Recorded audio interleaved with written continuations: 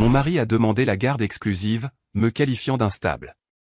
Ma fille a demandé au juge, puis-je vous montrer ce que fait papa?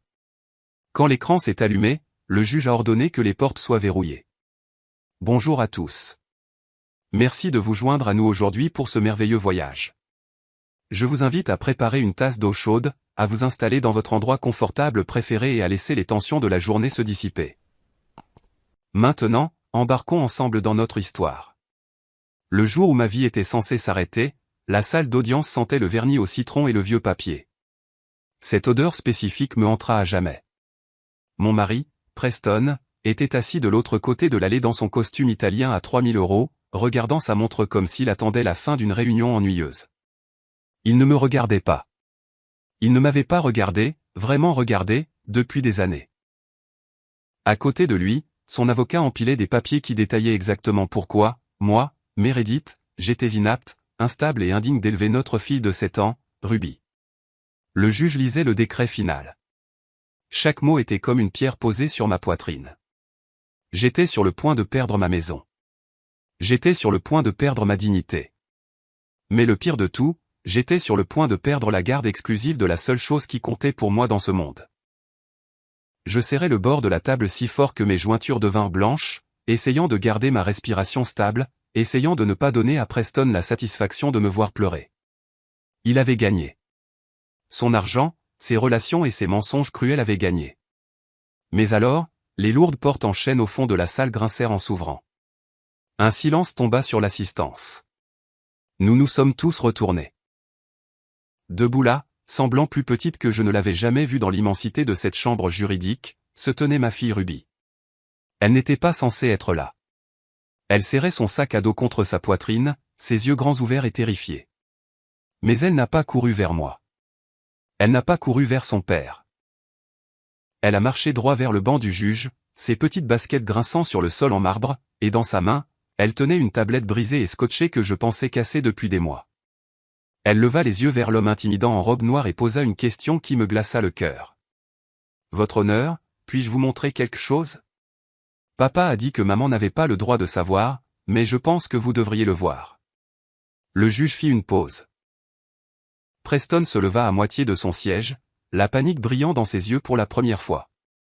Ce qui s'est passé ensuite n'a pas seulement changé le verdict, ça a tout changé.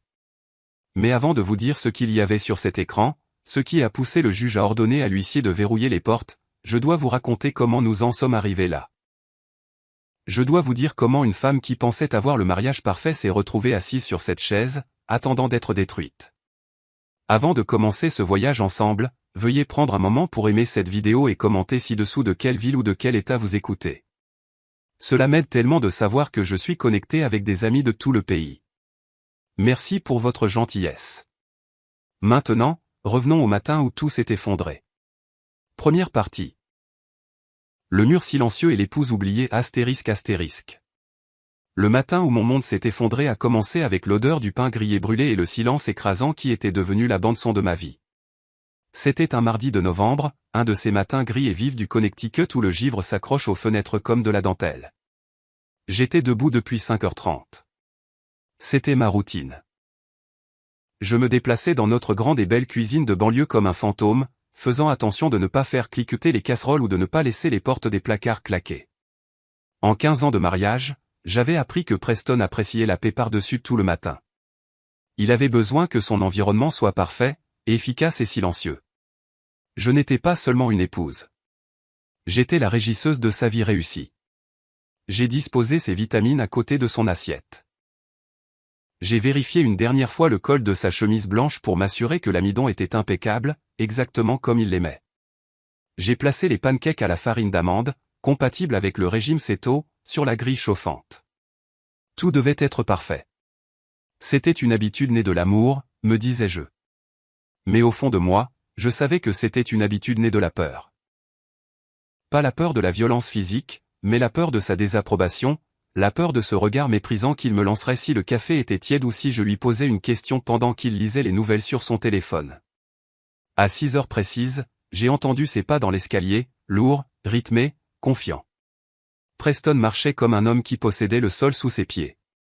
Il est entré dans la cuisine, sentant l'après-rasage cher et le succès. Il n'a pas dit bonjour. Il est passé devant moi comme si je faisais partie des appareils électroménagers, a tiré sa chaise et s'est assis.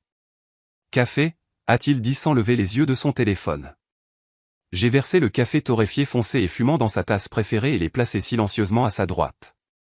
Voilà, chérie, ai-je dit, ma voix semblant trop empressée, trop désespérée pour un semblant de connexion. Je me suis assuré d'utiliser les grains que tu as rapportés de la ville. Il a pris une gorgée, a légèrement grimacé et a reposé la tasse avec un peu trop de force. Il est amer, Meredith. Tu as encore moulu les grains trop finement.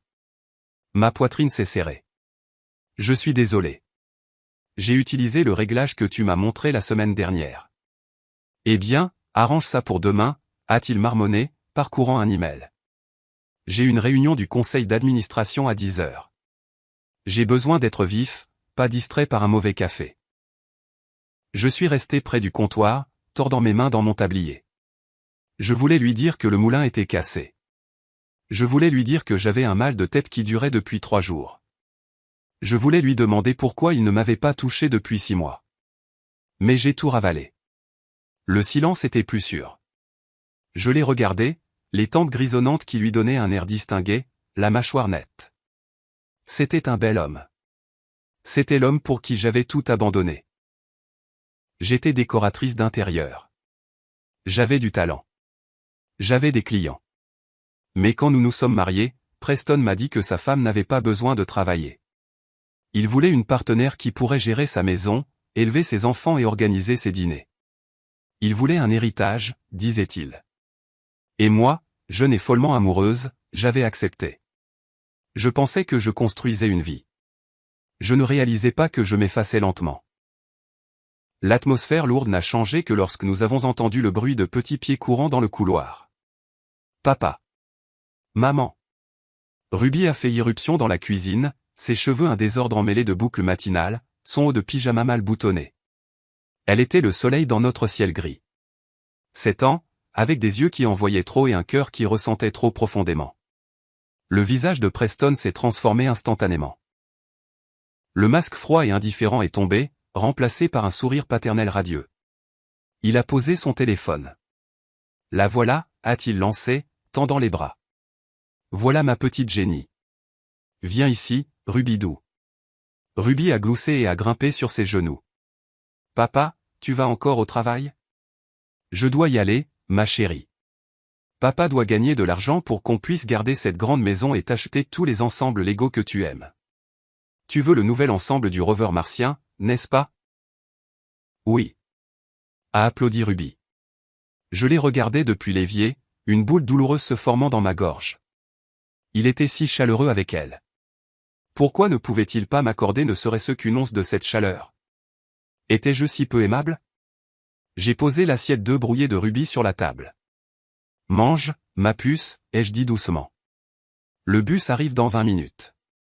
Preston a regardé sa montre, une Rolex pour laquelle j'avais économisé pendant 2 ans pour son 40e anniversaire. Il a brusquement reposé Ruby. D'accord, la récréation est terminée. Je dois y aller. Il s'est levé, a attrapé sa mallette et a lissé sa veste. Il a embrassé Ruby sur le dessus de la tête. Sois sage. Écoute ta mère. Il l'a dit automatiquement, comme un script. Il s'est dirigé vers la porte du garage. Preston, ai-je appelé. Seras-tu à la maison pour le dîner? Je pensais faire ce rôti que tu aimes. Il ne s'est pas retourné. Il a ouvert la porte, l'air froid de novembre s'engouffrant. Ne m'attends pas. J'ai un dîner avec un client. Je serai en retard. Et puis il est parti. Pas de baiser d'adieu. Pas de « je t'aime ». Juste le bruit de la lourde porte se refermant et le rugissement du moteur de sa berline de luxe s'éloignant dans l'allée. Je suis resté là dans le silence, l'odeur de son après-rasage flottant dans l'air comme un fantôme. Je me sentais invisible. J'ai regardé Ruby, qui mangeait joyeusement ses œufs, inconsciente du fait que le cœur de sa mère se brisait un peu plus chaque jour. Je me suis dit que ce n'était qu'une phase. Les hommes sont stressés. Le travail est dur. Je devais juste faire plus d'efforts, être une meilleure épouse, être plus silencieuse, être plus parfaite. J'ai passé la matinée à nettoyer une maison qui était déjà impeccable. J'ai frotté les sols jusqu'à ce que mes genoux me fassent mal. J'ai réorganisé le garde-manger. J'essayais de faire disparaître l'anxiété qui me rongeait les entrailles. À midi, alors que je finissais une machine, la sonnette a retenti. C'était un coursier. Livraison pour Meredith Miller, a dit l'homme en me tendant une enveloppe épaisse et lourde. Mon cœur a raté un battement. Je n'attendais rien. J'ai signé, mes mains tremblant légèrement. L'adresse de l'expéditeur était un cabinet d'avocats de la ville. Vance & Associates. Je ne reconnaissais pas le nom. Je suis allé dans le salon et me suis assise sur le bord du canapé beige que Preston avait choisi. J'ai déchiré l'enveloppe. J'ai sorti une pile de documents juridiques rigides. Les mots en haut de la page se sont brouillés devant mes yeux, puis sont devenus terriblement nets. Pétition pour la dissolution du mariage. Pétitionnaire, Preston Miller. Intimé, Meredith Miller.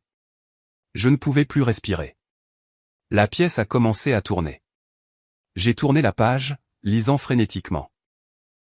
Il ne demandait pas seulement le divorce. Les accusations me frappaient comme des coups physiques. État émotionnel instable. Manquement à la contribution au ménage. Demande de garde physique et légale exclusive de l'enfant mineur, Ruby Miller. Demande de jouissance exclusive de la résidence conjugale. Il voulait tout. Il voulait la maison. Il voulait l'argent. Il voulait Ruby. Il me jetait comme un déchet. Non, ai-je murmuré, le son s'étranglant dans ma gorge. Non, ce n'est pas possible. Je me suis levé, les papiers s'éparpillant sur le sol. Je devais l'appeler. Il devait y avoir une erreur. C'était peut-être une farce. Mais au fond de moi, je savais. La froideur, les nuits tardives, les critiques. Tout cela menait à ça. Soudain, j'ai entendu un son qui m'a glacé le sang.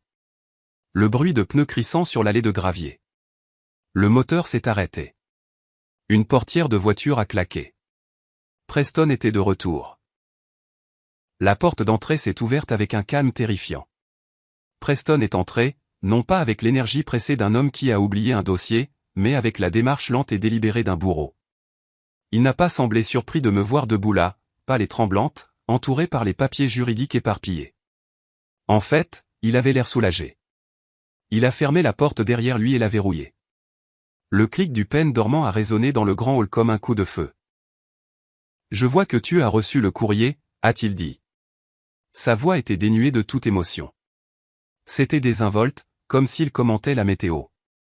Je l'ai regardé, mes mains tremblant le long de mon corps. Je ne trouvais pas ma voix.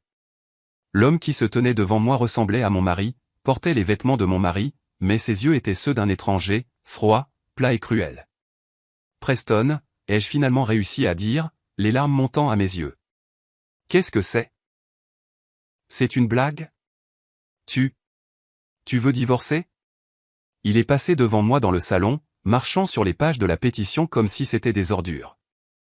Il est allé au bar et s'est versé un verre de whisky, même s'il était à peine midi. Ce n'est pas une blague, Meredith. C'est une mission de sauvetage. Pour moi et pour Ruby. Sauvetage? Ai-je haleté, l'absurdité du mot me frappant. De quoi? J'ai consacré toute ma vie à toi. J'ai abandonné ma carrière. J'ai abandonné mes amis. Je prépare tes repas. Je lave tes vêtements. J'élève notre fille. Il s'est retourné, le verre cliquetant brusquement contre son alliance.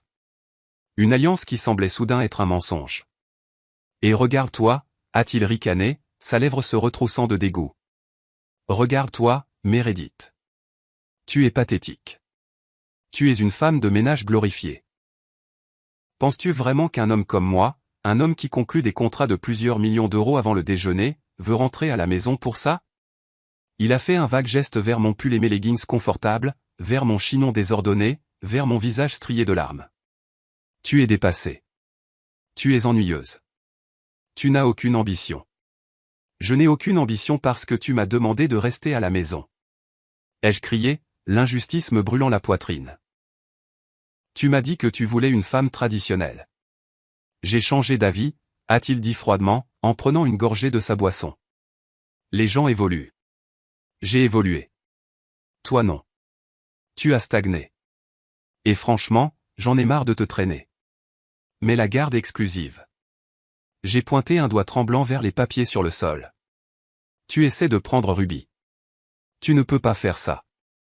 Je suis sa mère. C'est moi qui l'emmène à l'école, qui l'aide avec ses devoirs, qui la serre dans mes bras quand elle fait un cauchemar. Tu la vois à peine. Preston a ri. C'était un son sec et sans humour. C'est exactement pour ça que je dois la prendre. Tu la rends molle. Tu la rends faible, tout comme toi. Ruby a besoin d'un modèle qui comprend le succès. Elle a besoin d'une figure maternelle intelligente, sophistiquée et capable, pas d'une gouvernante. Qui ? Ai-je murmuré, un frisson me parcourant l'échine. Y a-t-il ? Y a-t-il quelqu'un d'autre ? Il n'a pas répondu immédiatement. Il a juste souri, un petit sourire cruel qui m'a dit tout ce que j'avais besoin de savoir. Ça ne te regarde pas, a-t-il dit. Mais disons simplement que Ruby mérite mieux. Et mon avocat, c'est le meilleur de l'État. Nous avons des preuves, Meredith. Nous avons des documents sur ton instabilité. Instabilité ? J'ai reculé, confuse. Je ne suis pas instable. Je suis parfaitement saine d'esprit. Vraiment ? Il a fait un pas vers moi, envahissant mon espace personnel, utilisant sa taille pour m'intimider. Tu pleures pour un rien. Tu oublies des choses. Tu deviens hystérique quand les choses ne vont pas comme tu veux. Tu te souviens la semaine dernière quand tu as crié sur Ruby dans le centre commercial ? Je n'ai pas crié sur elle, ai-je protesté, reculant jusqu'à heurter le mur. Elle courait vers l'escalator et son lacet était défait. J'avais peur qu'elle tombe. Je la protégeais. Tu vois, a dit Preston doucement, sa voix baissant à un murmure sinistre. Tu deviens hystérique en ce moment même. Exactement comme le dit le rapport. Quel rapport ? Tu verras au tribunal, a-t-il dit. Il a fini sa boisson et a posé le verre sur la cheminée. Voici comment ça va se passer. Tu vas signer ces papiers. Tu vas accepter les conditions. Tu auras une petite pension, assez pour louer un studio quelque part loin d'ici. Et tu me donneras Ruby. Je ne signerai jamais ça, ai-je craché, trouvant une soudaine vague de colère à travers ma peur. Je me battrai contre toi. Je dirai tout au juge. Le visage de Preston s'est durci. Le masque de civilité est tombé complètement. Il a attrapé mon bras, ses doigts s'enfonçant dans ma chair. Tu n'as pas d'argent, Meredith. Tu n'as pas de travail. Tu n'as aucune relation ? J'ai contrôlé les finances pendant 15 ans. Qui penses-tu que le juge va croire ? Le directeur financier à succès avec un casier judiciaire vierge ou la femme au foyer émotive et sans emploi avec 0 actif ? Il s'est penché, son haleine sentant le whisky et la menthe. Si tu te bats contre moi, je te détruirai. Je m'assurerai que tu finisses à la rue. Je te dépeindrai comme si folle que tu auras de la chance si tu obtiens des visites supervisées 1 fois par an. Ne me teste pas. Il m'a repoussé. J'ai trébuché et suis tombé sur le tapis, atterrissant au milieu des documents juridiques. Je vais faire une valise, a-t-il dit en redressant sa cravate. Je resterai à l'hôtel quelques jours jusqu'à ce que mon avocat obtienne l'ordre d'expulsion pour toi. Prépare tes affaires pour la fin de la semaine. Il s'est dirigé vers les escaliers, me laissant sangloter sur le sol de la belle maison qui n'était plus la mienne. Je me sentais petite. Je me sentais brisée. Je me sentais complètement vaincu. Mais alors que je le regardais monter les escaliers, me traitant comme un insecte qu'il venait d'écraser, une minuscule étincelle s'est allumée au plus profond de mes entrailles. Ce n'était pas de l'espoir. Pas encore. C'était l'instinct primaire d'une mère qui venait d'être menacée. Il voulait une guerre.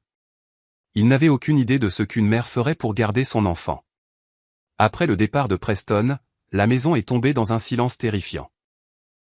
Je suis resté assise sur le sol pendant ce qui m'a semblé des heures, fixant les grains de poussière dansant dans la lumière de l'après-midi.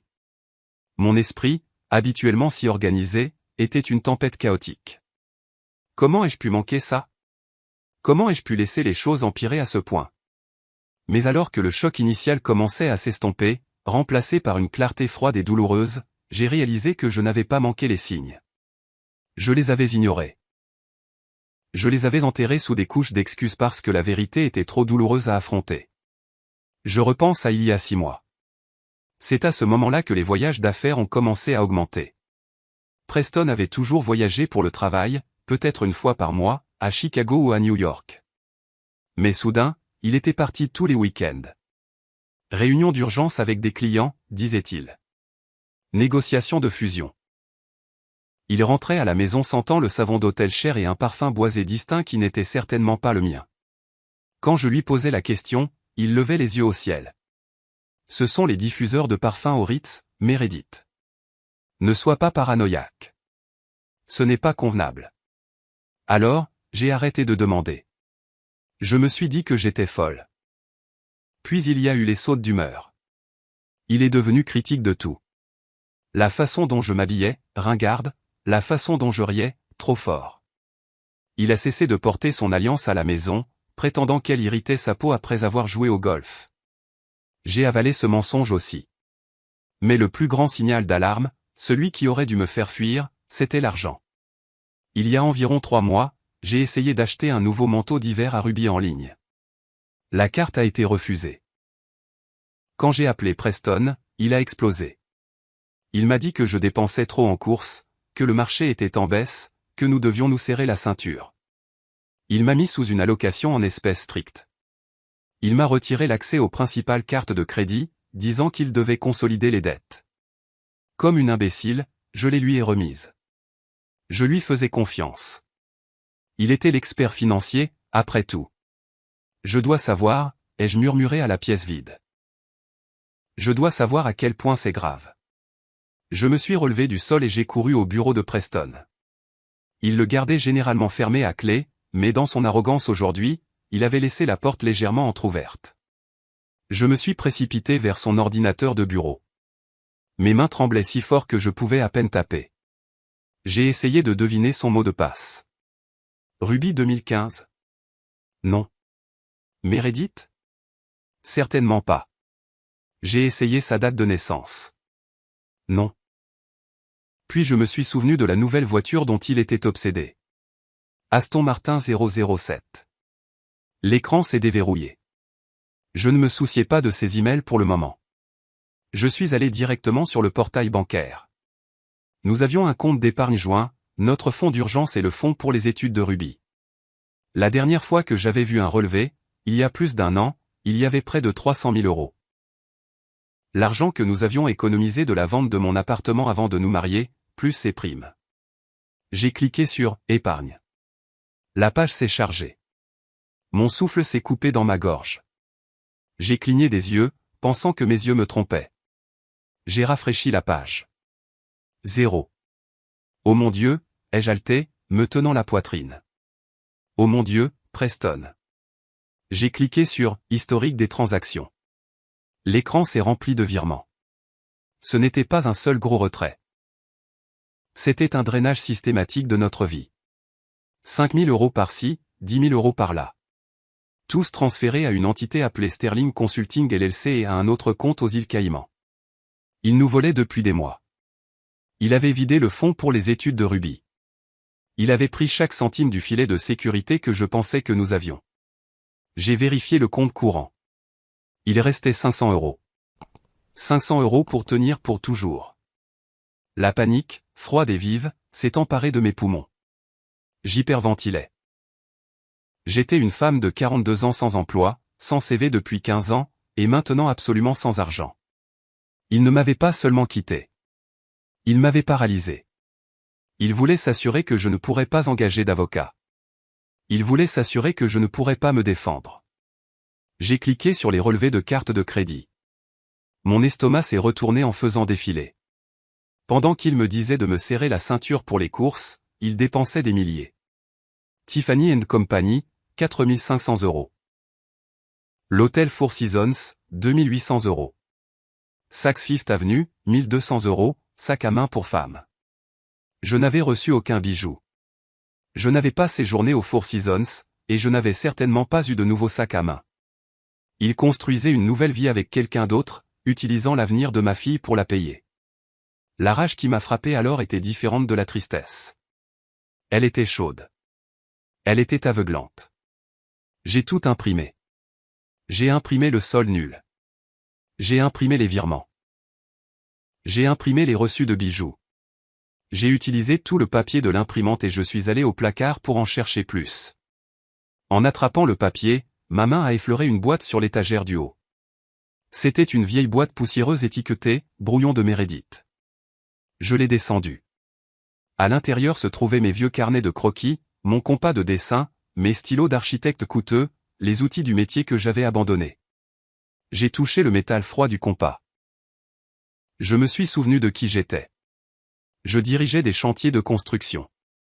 Je négociais avec des entrepreneurs. J'étais coriace. Preston m'avait convaincu que Meredith, l'architecte, était trop dure, trop masculine. Il m'avait modelé en Meredith la femme au foyer. Mais Meredith la femme au foyer ne pouvait pas survivre à ça. Meredith la femme au foyer était fauchée et brisée. Si je voulais sauver Ruby, je devais retrouver cette ancienne version de moi-même.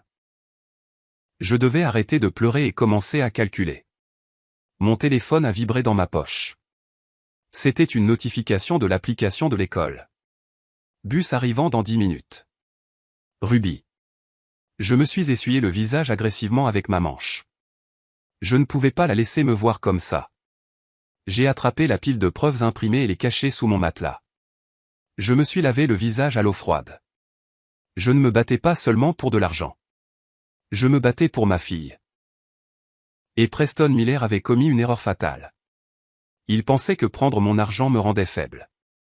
Il avait oublié qu'une mère dos au mur est la créature la plus dangereuse sur Terre. Le lendemain matin, après avoir mis Ruby dans le bus scolaire, forçant un sourire si éclatant qu'il me faisait mal au visage, je savais que j'avais besoin d'aide. Mais qui ? Preston m'avait lentement isolé de mes amis au fil des ans. Ils sont jaloux de notre style de vie, disait-il. Ou, ce sont de mauvaises influences.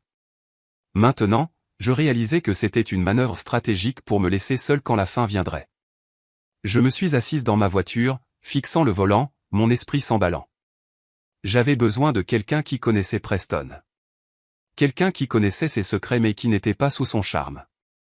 Puis un nom m'est venu à l'esprit. Sarah. Sarah avait été l'assistante de direction de Preston pendant 5 ans. Elle était efficace, gentille, et elle m'envoyait toujours des rappels par SMS pour les anniversaires de Ruby. Mais il y a 6 mois, elle a été brusquement licenciée.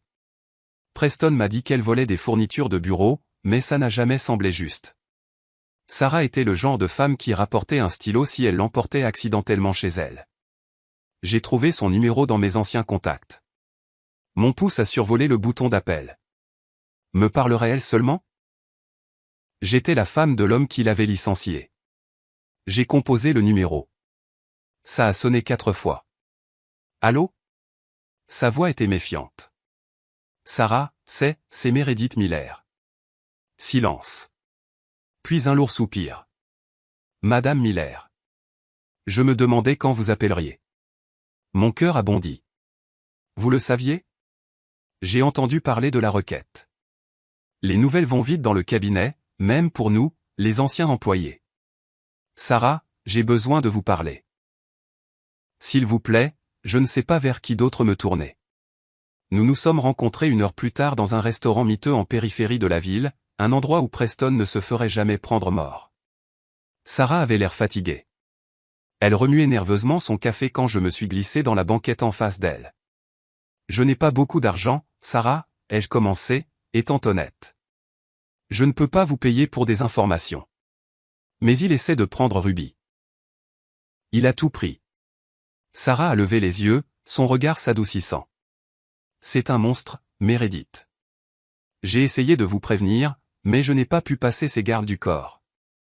Pourquoi avez-vous vraiment été licencié ? Ai-je demandé. Sarah a regardé autour d'elle pour s'assurer que personne n'écoutait. Je n'ai pas été licencié pour avoir volé des fournitures. J'ai été licencié parce que j'ai vu les emails. J'ai vu les itinéraires de voyage pour lui et pour elle. Elle ? Je me suis penché. Qui est-elle, Sarah ? S'il vous plaît. Sarah a hésité, la peur vacillant dans ses yeux. Il m'a fait signer un accord de non-divulgation. Si je parle, Il pourrait me poursuivre pour tout ce que j'ai. Il me poursuit déjà pour tout ce que j'ai. J'ai tendu la main sur la table et j'ai saisi la sienne.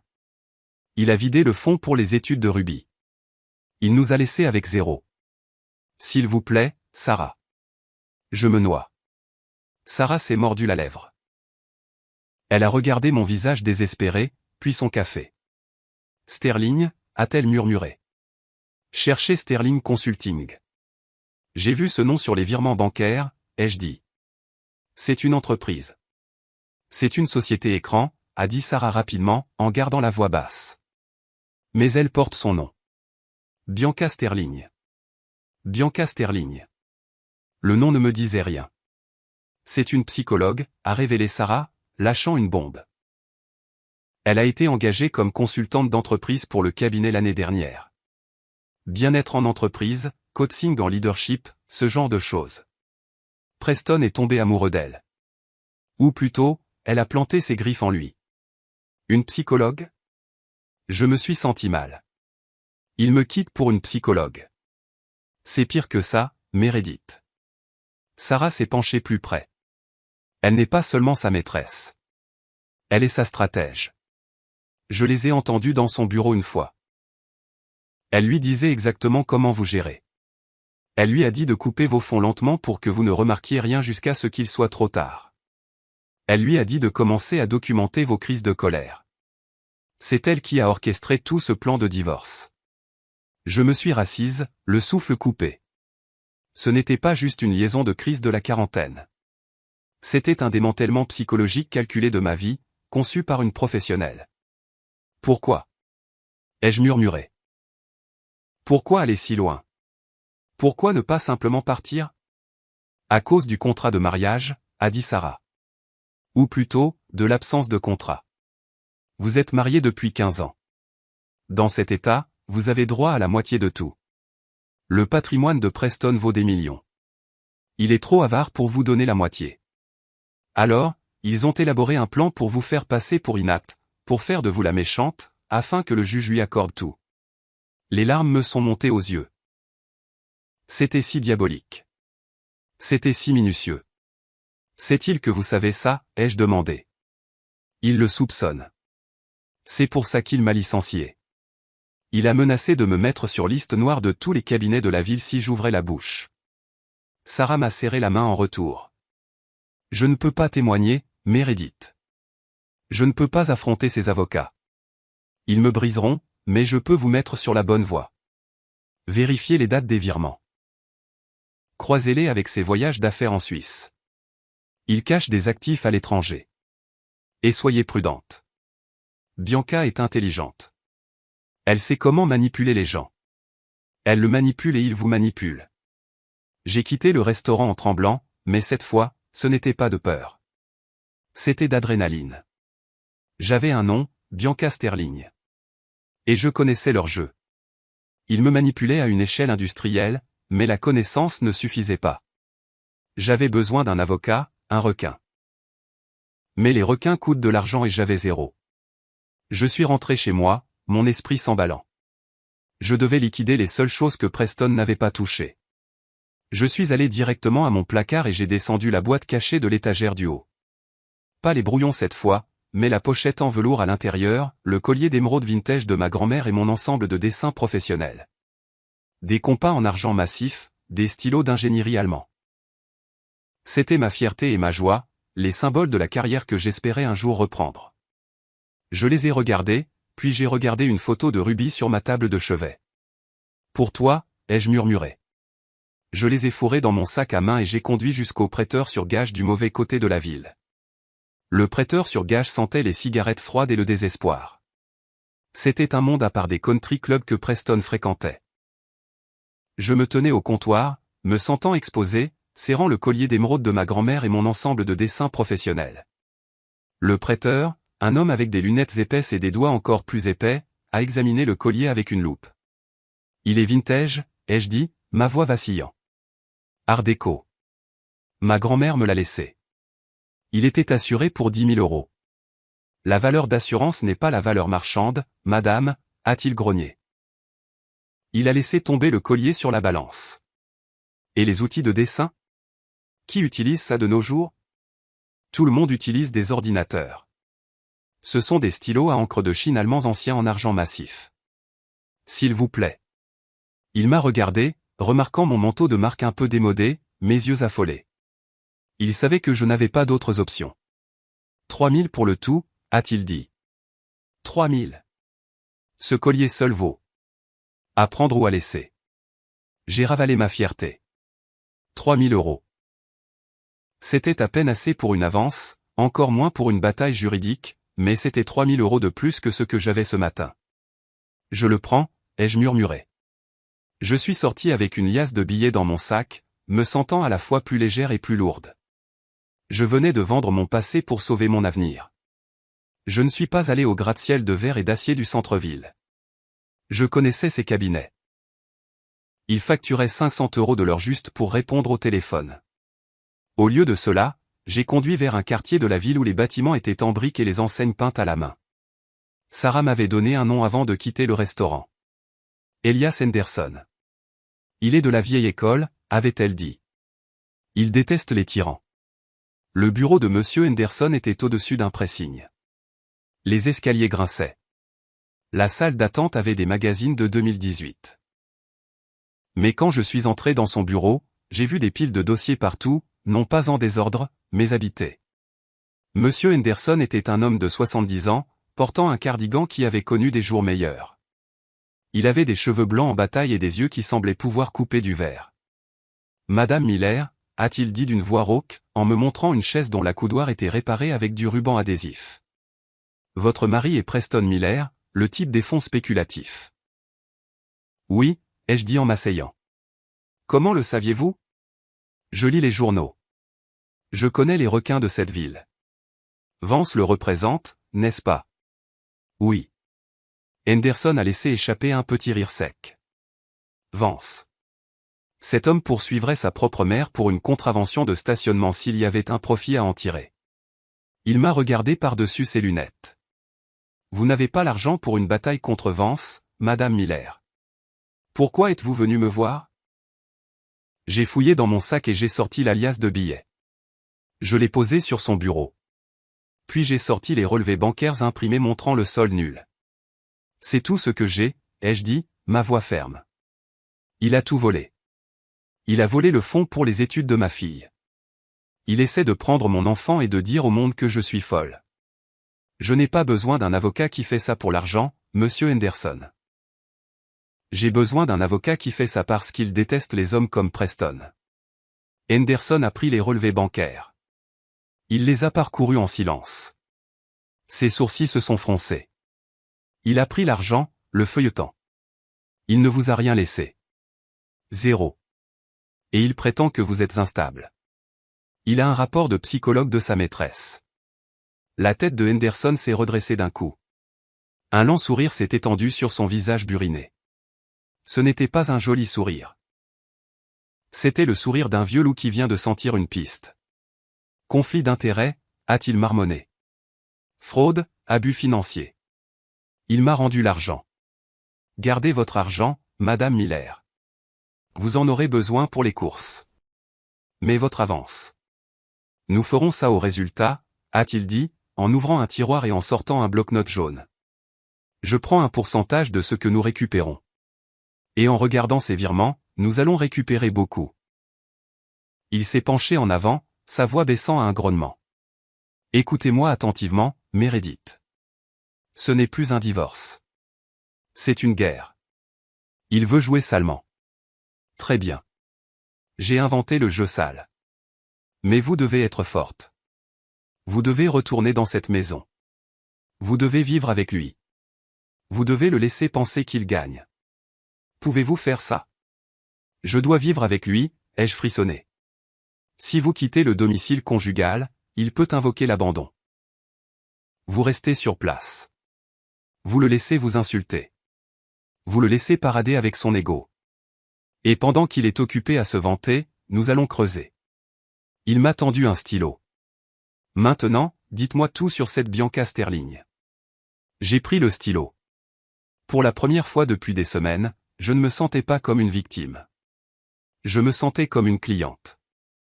Je me sentais comme un soldat se présentant au rapport.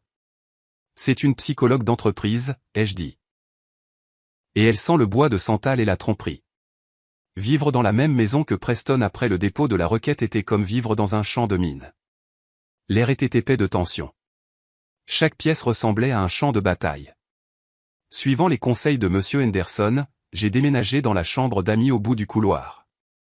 J'ai mis un verrou à la porte. Preston, arrogant dans sa victoire présumée, ne m'a pas mise à la porte. Il me voulait là. Il voulait un public pour son triomphe. Il semblait tirer un plaisir malsain de me voir me démener pour l'argent des courses pendant qu'il étalait sa richesse. Mais le pire n'était pas sa cruauté envers moi. C'était la façon dont il utilisait Ruby. 2 jours après avoir vu Monsieur Henderson, j'étais dans la cuisine en train de préparer un simple dîner de pâtes. Les pâtes étaient bon marché. Preston est entré en portant une énorme boîte emballée dans du papier cadeau. « Ruby » a-t-il appelé, sa voix retentissant d'une fausse gaieté. « Papa est à la maison. » Ruby a couru dans la cuisine. « Papa. » Il a posé la boîte sur la table, juste au-dessus des 7 que j'avais mis. « Ouvre, princesse. » Ruby a déchiré le papier. C'était l'ensemble robotique Lego de la mission Mars. Celui qui coûtait près de 400 €. Celui qu'elle avait supplié d'avoir, mais je lui avais dit que nous devions économiser pour Noël. Waouh! Les yeux de Ruby s'écarquillèrent. Le grand. Merci, papa. Preston l'a serré dans ses bras, me regardant directement par-dessus son épaule. Ses yeux étaient froids, morts. Tu vois, Ruby, a-t-il dit assez fort pour que je l'entende. Papa peut t'acheter tout ce que tu veux. Maman ne peut pas t'acheter ça, n'est-ce pas? Maman n'a pas de travail. Ma prise sur la cuillère en bois s'est resserrée jusqu'à ce que mes doigts me fassent mal. Je voulais crier. Je voulais lui jeter l'eau bouillante. Mais j'ai entendu la voix de Henderson dans ma tête. Laisse-le penser qu'il gagne. C'est très généreux de la part de papa, ai-je dit, forçant un sourire qui ressemblait à du verre brisé. Pourquoi ne l'emmènes-tu pas dans le salon, ma puce? Attends, a dit Preston. Je t'ai aussi acheté autre chose. Il a sorti une boîte blanche élégante de sa mallette. Un iPad Pro. Le dernier modèle. L'ancienne tablette que tu as est une poubelle, a dit Preston. Jette-la. Celui-ci a un meilleur appareil photo, des jeux plus rapides, tout. Et j'ai configuré un compte spécial juste pour toi. Ruby a halté. Un nouvel iPad, vraiment? Vraiment. Parce que quand tu viendras vivre avec moi dans le nouvel appartement, nous n'aurons que les meilleures choses. Pas de jouets cassés, pas de règles ennuyeuses. Ruby l'a regardé, puis moi. Elle a senti la tension. Les enfants le sentent toujours. Elle a pris l'iPad lentement. Merci, papa. Va l'installer, l'a-t-il exhorté. Ruby a couru dans le salon avec ses trésors. Preston s'est tourné vers moi, son sourire disparaissant instantanément. Ne t'embête pas à mettre une assiette pour moi, a-t-il ricané. Je mange dehors. La nourriture ici est pathétique ces derniers temps. Tu vas à une réunion d'affaires, ai-je demandé, gardant ma voix neutre. Ou à une séance de thérapie? Ses yeux se sont rétrécis. Fais attention, Meredith. Tu es sur la corde raide. Il a attrapé ses clés et est parti. Je suis restée dans la cuisine, tremblante. Il achetait sa loyauté. Il éblouissait une enfant de 7 ans avec le consumérisme pour effacer sa mère. Plus tard dans la nuit, je suis allé voir Ruby. La maison était silencieuse. J'ai ouvert doucement la porte de sa chambre. La lueur de la veilleuse illuminait son lit. Je m'attendais à la voir jouer avec le nouvel iPad, mais ce n'était pas le cas. La nouvelle boîte brillante était posée sur son bureau, non ouverte. Ruby était blottie sous sa couette, profondément endormie. Mais une de ses mains était glissée sous son oreiller. Je me suis approché sur la pointe des pieds.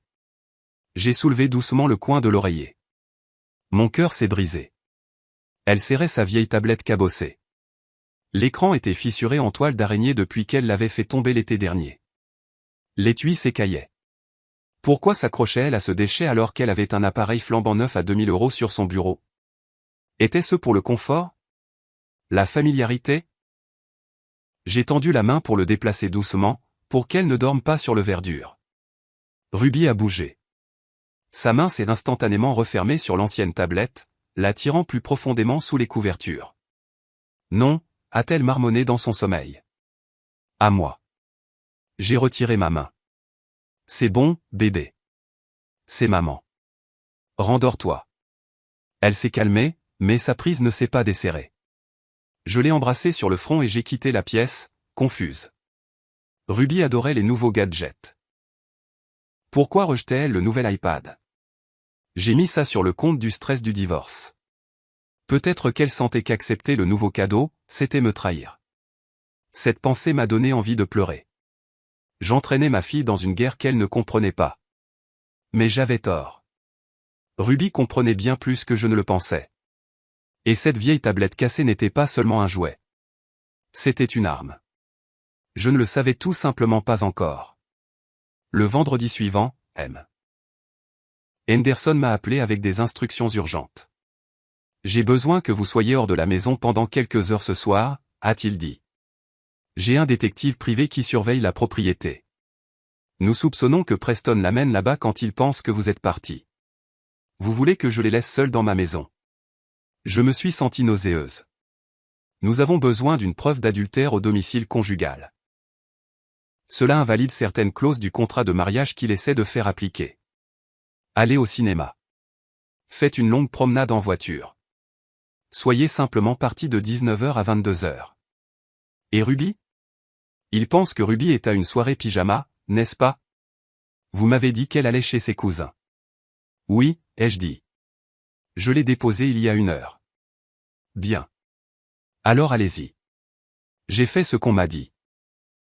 Je me suis assise dans un cinéma sombre à regarder une comédie qui ne me faisait pas rire, vérifiant mon téléphone toutes les 5 minutes.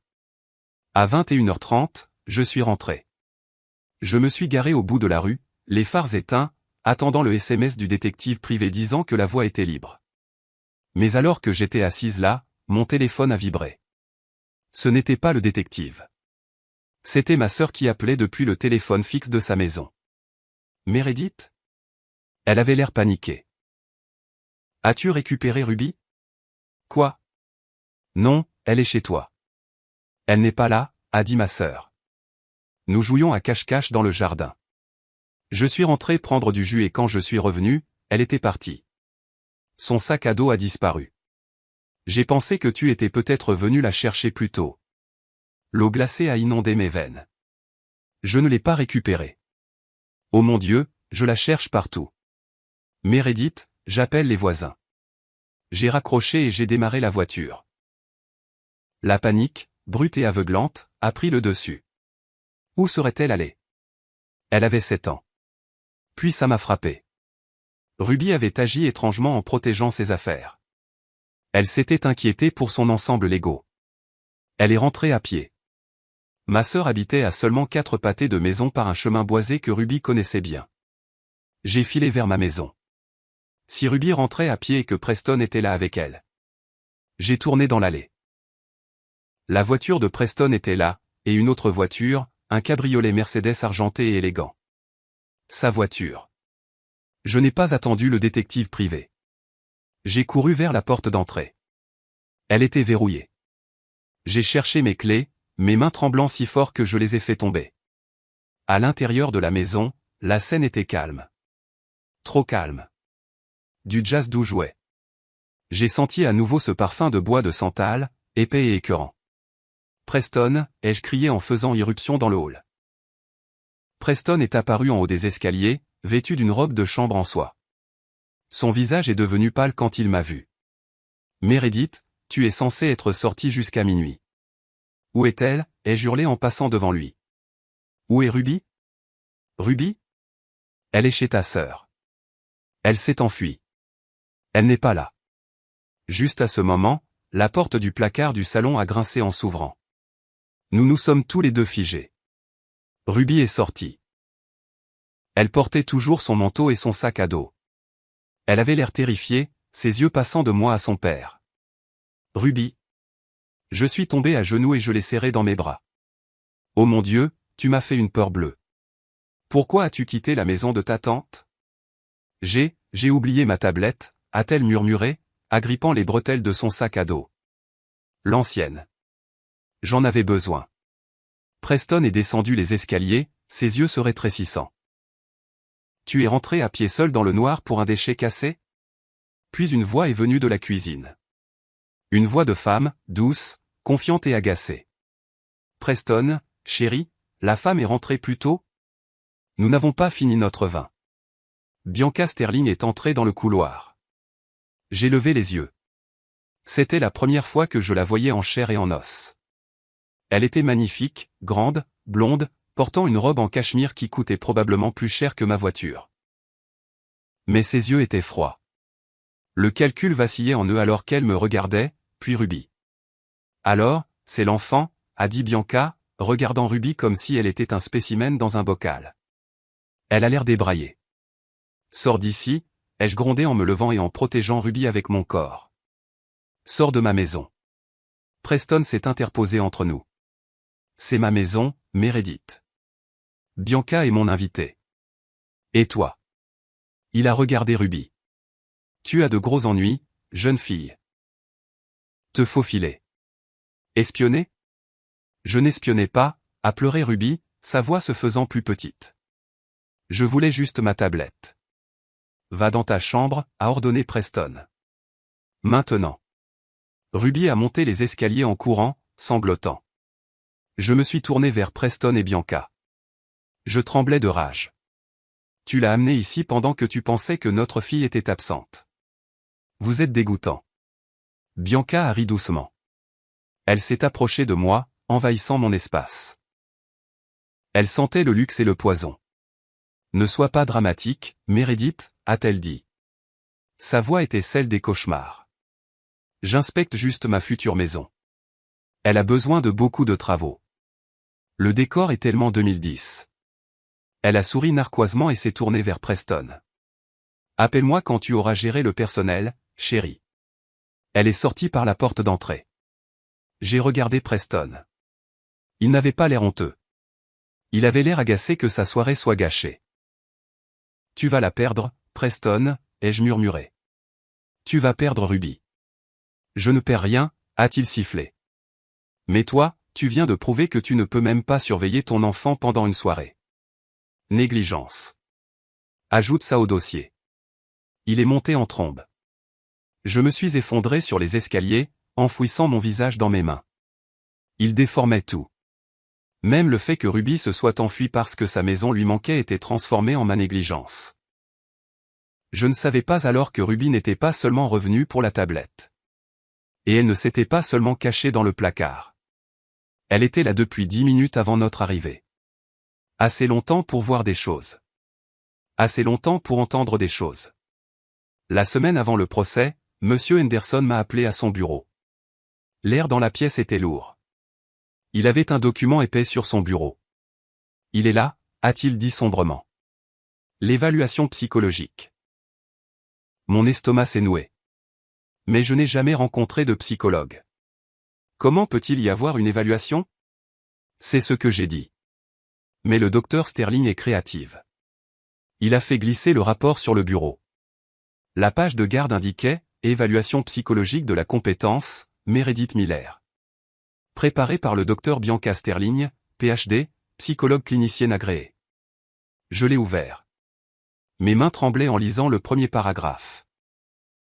Le sujet présente des symptômes classiques du trouble de la personnalité borderline caractérisé par une instabilité émotionnelle sévère, un comportement erratique et une incapacité à prioriser la sécurité de l'enfant. C'est un mensonge, ai-je murmuré. Borderline? Je n'ai jamais été diagnostiqué avec quoi que ce soit. Continue de lire, a dit Henderson.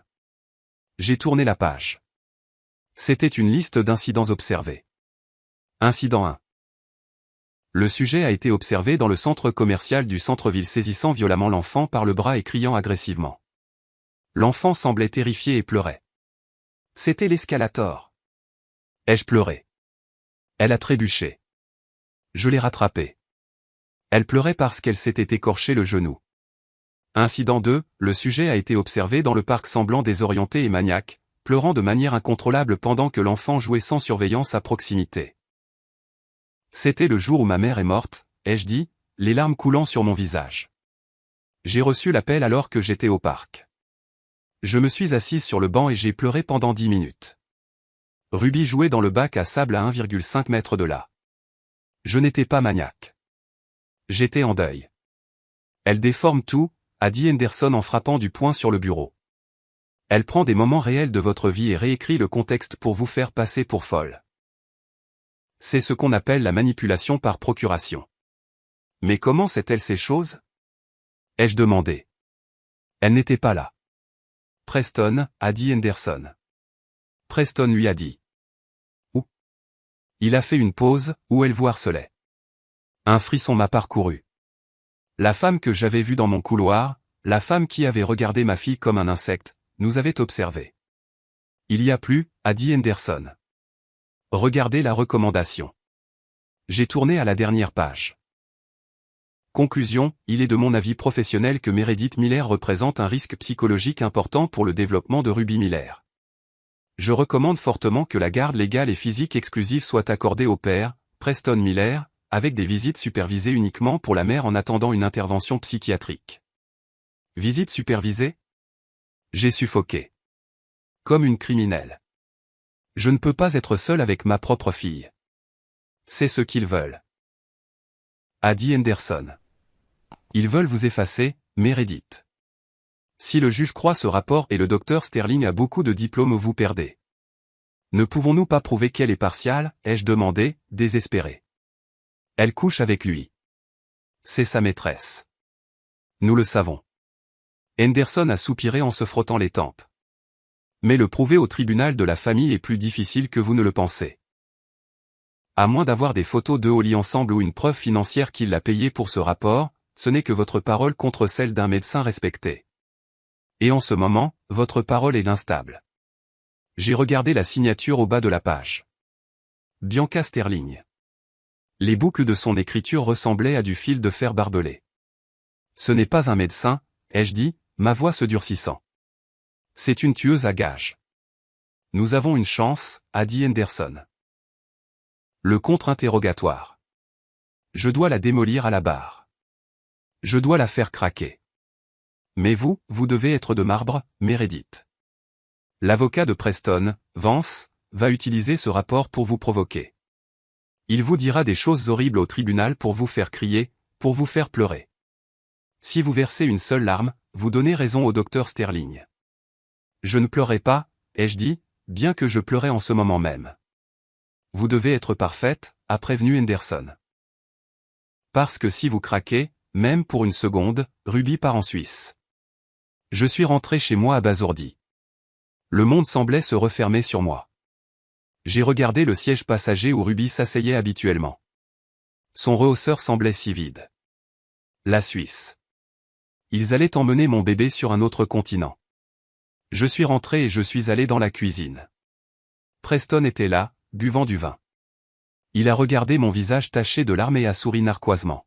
« Tu as lu le rapport » a-t-il demandé. Je n'ai pas répondu. Je suis passé devant lui. Elle est très minutieuse, n'est-ce pas, a-t-il appelé derrière moi. Bianca a vraiment capturé la vraie toi. Je me suis arrêté.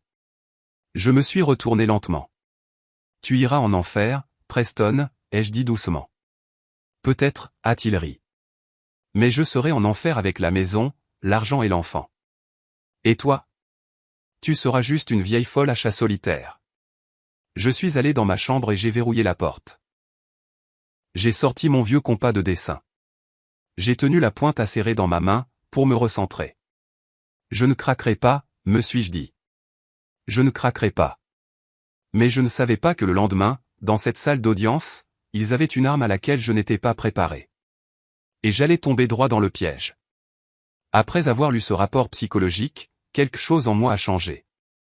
Ce n'était plus seulement de la peur. C'était une colère froide et calculatrice.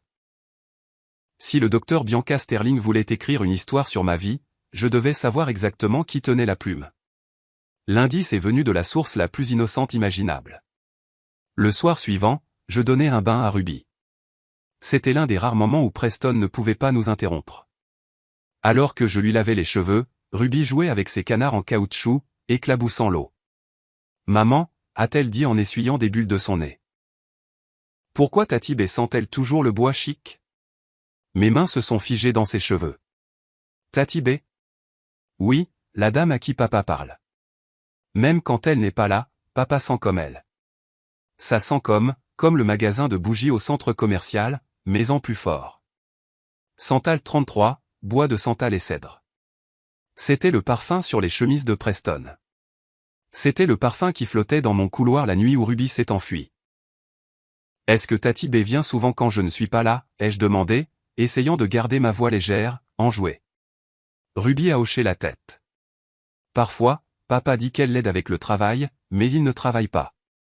Ils boivent du vin et rient et elle s'assoit sur ses genoux. Une vague de nausée m'a frappé. Il l'amenait dans notre maison, dans le sanctuaire que j'avais construit pendant 15 ans. Cette nuit-là, après avoir mis Ruby au lit, je suis allé dans ma chambre et j'ai ouvert mon ordinateur portable. Je n'avais pas d'argent pour un détective privé, mais j'avais quelque chose de mieux. L'instinct d'une femme à qui on avait menti. J'ai de nouveau cherché le docteur Bianca Sterling. Son site web professionnel était impeccable, éducation de l'Ivy League, spécialisé en psychologie d'entreprise et en dynamique familiale conflictuelle. Mais tout le monde a une empreinte numérique. J'ai cherché sur Instagram. Son compte était privé, bien sûr. Mais je me suis souvenu de Sarah, l'ancienne assistante de Preston. Elle avait mentionné que Bianca était consultante pour le cabinet. J'ai cherché les photos où le cabinet était identifié, et voilà. Une photo de la fête de Noël de l'entreprise de l'année dernière. Je n'avais pas été invité. Preston avait dit que c'était réservé aux employés. Mais là, à l'arrière-plan d'un selfie de groupe posté par un analyste junior, se trouvaient Preston et Bianca. Elle portait une robe rouge qui lui collait comme une seconde peau. Sa main reposait possessivement sur la poitrine de Preston. Ils se regardaient d'une manière qui n'était pas professionnelle. C'était affamé. J'ai cliqué sur l'identification de sa robe. Cela menait à un compte de mode public qu'elle tenait à côté. Sterling Style. J'ai fait défiler. Mon cœur battait la chamade. 12 octobre. Une photo d'un bracelet en diamant sur un poignet délicat. Légende de mon client préféré. Il sait comment traiter une femme. J'ai vérifié mes relevés de carte de crédit de la 3e partie. 12 octobre, Tiffany & Company, 4 500 €. 5 novembre, un selfie dans un peignoir d'hôtel moelleux, tenant une coupe de champagne. La géolocalisation, The Four Seasons, Chicago. Mon relevé, The Four Seasons, 2800 €. 20 décembre. Une photo d'un sac à main Hermès flambant neuf. Légende? Prête à décrocher le gros lot. 2024 sera mon année d'abondance. Mon relevé, Saks Fifth Avenue, 1200 €. Elle n'était pas seulement sa maîtresse. Elle vivait une vie de luxe financée par le fonds d'études de ma fille. Elle portait ma sécurité financière à son poignet. J'ai fait des captures d'écran de tout, chaque légende, chaque date correspondante. Mais le poste le plus glaçant datait de 3 jours. C'était une photo d'un passeport et d'un billet d'avion. La destination était masquée, mais la légende disait « Nouvelle vie en chargement ». Plus qu'un obstacle à franchir avant le paradis. L'obstacle, c'était moi. J'ai réalisé alors que Preston n'essayait pas seulement de gagner un divorce. Il essayait de m'effacer pour qu'il puisse s'enfuir avec l'argent et ma fille. J'ai imprimé les photos. L'encre était presque vide, donc les images sont sorties striées, faisant paraître Bianca encore plus comme un monstre déformé. Je les ai mises dans un dossier marqué « Preuve ». J'ai regardé son visage sur les photos, suffisant, beau, intouchable. Elle se croyait la chasseresse. Elle ne réalisait pas qu'en publiant ses trophées, elle venait de donner à la proie un pistolet chargé. La médiation est censée être un moyen civilisé de régler les différends. Mais quand vous divorcez d'un narcissique, il n'y a pas de civilisation. Il n'y a que la guerre psychologique. Nous nous sommes rencontrés dans une salle de conférence au palais de justice. La table était longue et polie comme un miroir. D'un côté, Preston et son avocat requin, Monsieur Vance. De l'autre côté, moi et M. Henderson. Monsieur Henderson ressemblait à un professeur d'histoire débraillé à côté du costume élégant et prédateur de Vance. Mais je me sentais plus en sécurité à côté de son cardigan que je ne l'avais jamais été à côté de la laine italienne de Preston. La médiatrice, une femme à l'air fatiguée nommée Brenda, a ouvert le dossier. L'objectif aujourd'hui est de trouver un terrain d'entente. Il n'y a pas de terrain d'entente, a coupé Vance en douceur. La position de mon client est claire. M. Miller est le seul soutien de famille. Madame Miller est sans emploi depuis 15 ans. De plus, compte tenu de l'instabilité récente de Madame Miller, nous pensons que la garde exclusive est la seule option sûre pour l'enfant. Nous rejetons cela entièrement, a grogné Monsieur Henderson, sa voix graveleuse. Madame Miller a élevé cet enfant pendant que votre client était occupé à travailler dans des chambres d'hôtel de Chicago. Preston a ri. Il s'est adossé à sa chaise, faisant tourner un stylo. Tu veux vraiment faire ça, Meredith? Tu veux faire traîner ça? Regarde-toi. Tu portes un manteau d'il y a 3 saisons. Tu as vendu le collier de ta grand-mère juste pour payer ce vieil homme. Tu es pathétique. Preston, ai-je dit, ma voix tremblante mais ferme. Je me fiche de l'argent. Tu peux garder les voitures. Tu peux garder les actions. Donne-moi juste la garde partagée. Laisse-moi être une mère pour Ruby. Preston a arrêté de faire tourner le stylo. Il s'est penché en avant, ses yeux morts et froids. Non. Pourquoi, ai-je plaidé? C'est ma fille. Parce que tu es une mauvaise influence, a dit Preston. Tu es faible. Tu es émotive. Ruby doit être façonnée pour le succès. Et franchement, Meredith, je déménage. Mon souffle s'est coupé. Déménager? Déménager où? Preston a souri narquoisement. Zurich, Suisse. Mon cabinet me mute, et comme j'aurai la garde exclusive, Ruby vient avec moi. Nous partons le jour après le jugement du procès. Tu ne peux pas faire ça. Je me suis levé, renversant ma chaise. Tu ne peux pas l'emmener dans un autre pays. Je ne la verrai jamais. Vous pourrez lui rendre visite, a dit Vance d'un ton dédaigneux. Une fois par an, sous surveillance. Si vous pouvez vous payer le billet d'avion, ce qui, soyons honnêtes, vous ne pourrez pas, c'est un enlèvement, ai-je crié. C'est une stratégie juridique. A chuchoté Preston assez fort pour que je l'entende. Et tu n'as aucun moyen de l'arrêter. Signe les papiers, Meredith. Si tu signes maintenant, je te donnerai assez d'argent pour louer un appartement décent. Si tu te bats contre moi au tribunal la semaine prochaine, je te laisserai sans abri, et Ruby grandira en Europe en oubliant qu'elle a eu une mère nommée Meredith. Je l'ai regardé. J'ai regardé l'homme avec qui j'avais partagé un lit pendant 15 ans. J'ai réalisé qu'il ne restait plus aucune humanité en lui. C'était une machine alimentée par la cupidité et l'ego. Monsieur Henderson a posé une main sur mon bras. Asseyez-vous, Meredith. Je ne signerai pas, ai-je dit, fixant directement les yeux de Preston. Je préférerais vivre dans une boîte en carton plutôt que de te vendre ma fille. Preston, regardant sa Rolex. Comme tu voudras. On se voit au tribunal. Assure-toi de porter quelque chose de bien.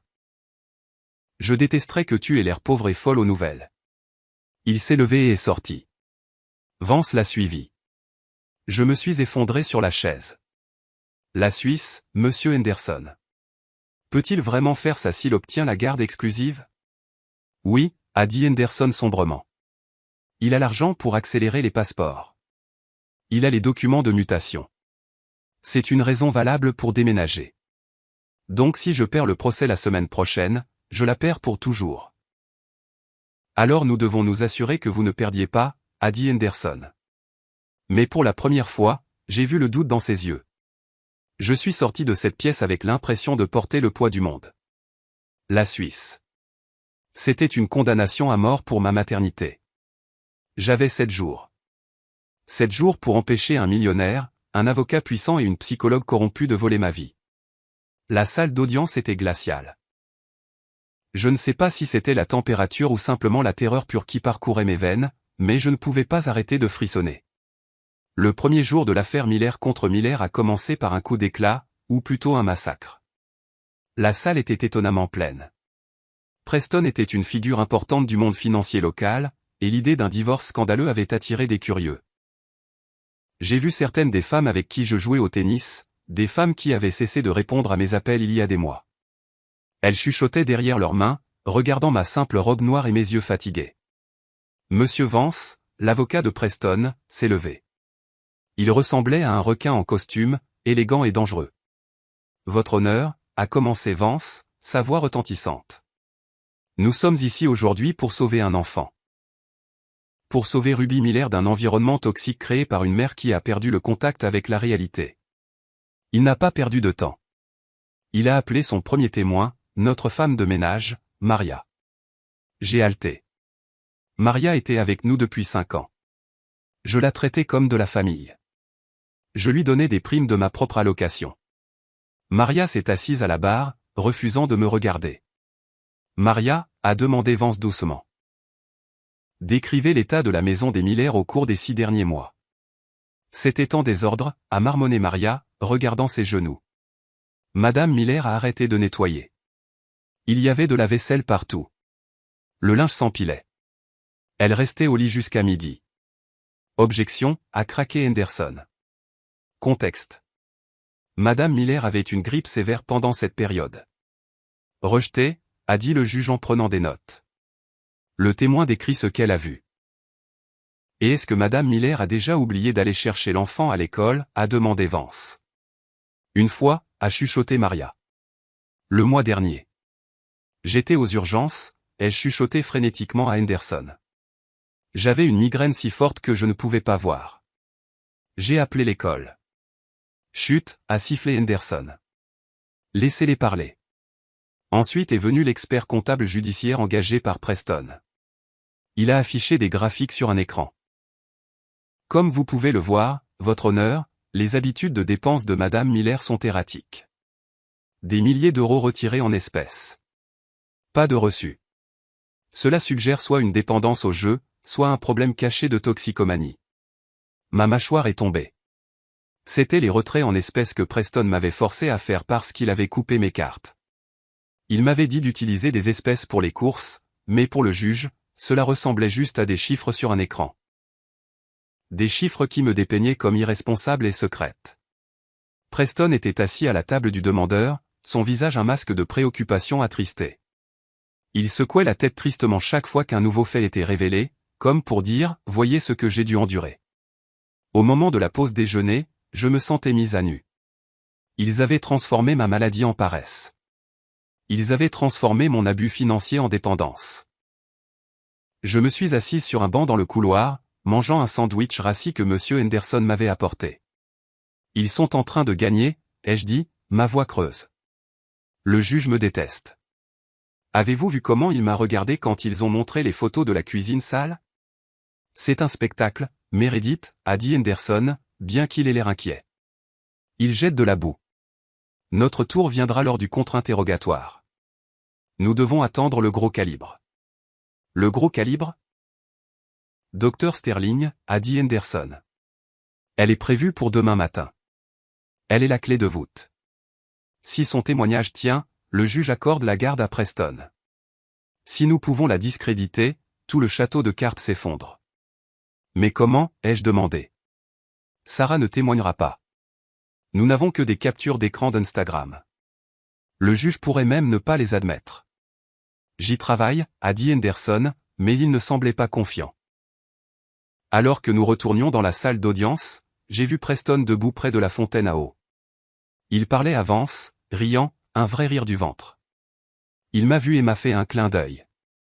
Ce n'était pas un clin d'œil de flirt. C'était le clin d'œil d'un chasseur qui a le cerf en ligne de mire et attend juste d'appuyer sur la détente. Je suis retourné à ma place, mes jambes semblant être de plomb. J'ai regardé la barre des témoins vide. Demain, la femme qui couchait avec mon mari allait s'asseoir là et dire au monde que j'étais folle. Et la vérité terrifiante était qu'après aujourd'hui, je commençais à me sentir comme si peut-être ils avaient raison. Peut-être que j'étais folle de penser que je pouvais gagner. Le lendemain matin, les lourdes portes en bois se sont ouvertes et elle est entrée. Un silence est tombé sur la pièce. Ce n'était pas seulement parce qu'elle était le témoin expert. C'était parce qu'elle commandait l'attention. Le docteur Bianca Sterling était radieuse. Elle portait un tailleur-jupe crayon de couleur crème qui avait l'air professionnel mais indéniablement cher. Ses cheveux étaient tirés en arrière dans un chignon lisse et brillant.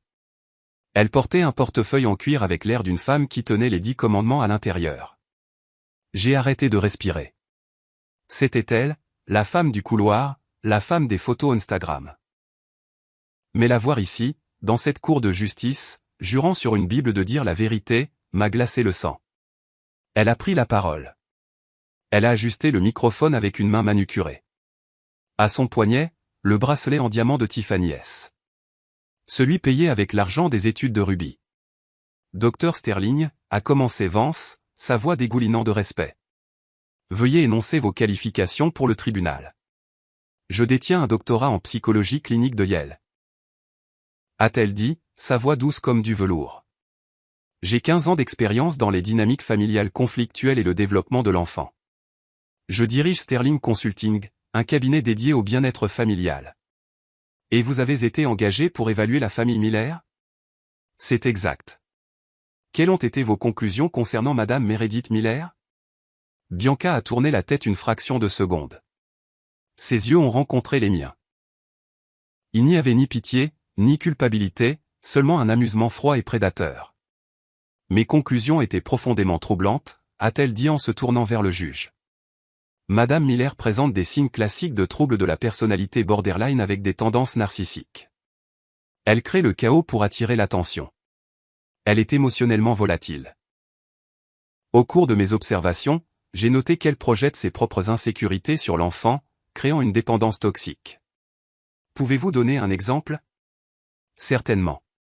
J'ai observé un incident au parc municipal. Madame Miller était sur un banc, pleurant hystériquement, ignorant complètement sa fille qui errait vers la rue. Ce n'est que lorsqu'un étranger est intervenu que Madame Miller a réagi, et sa réaction a été l'agression envers l'étranger, pas l'inquiétude pour l'enfant. Menteuse, ai-je crié avant de pouvoir me retenir. Ça n'est jamais arrivé. Je pleurais parce que ma mère est morte. À l'ordre. Le juge a frappé son marteau. Madame Miller, une autre explosion et je vous ferai expulser. Vous voyez, votre honneur, a dit Bianca doucement, hochant la tête tristement.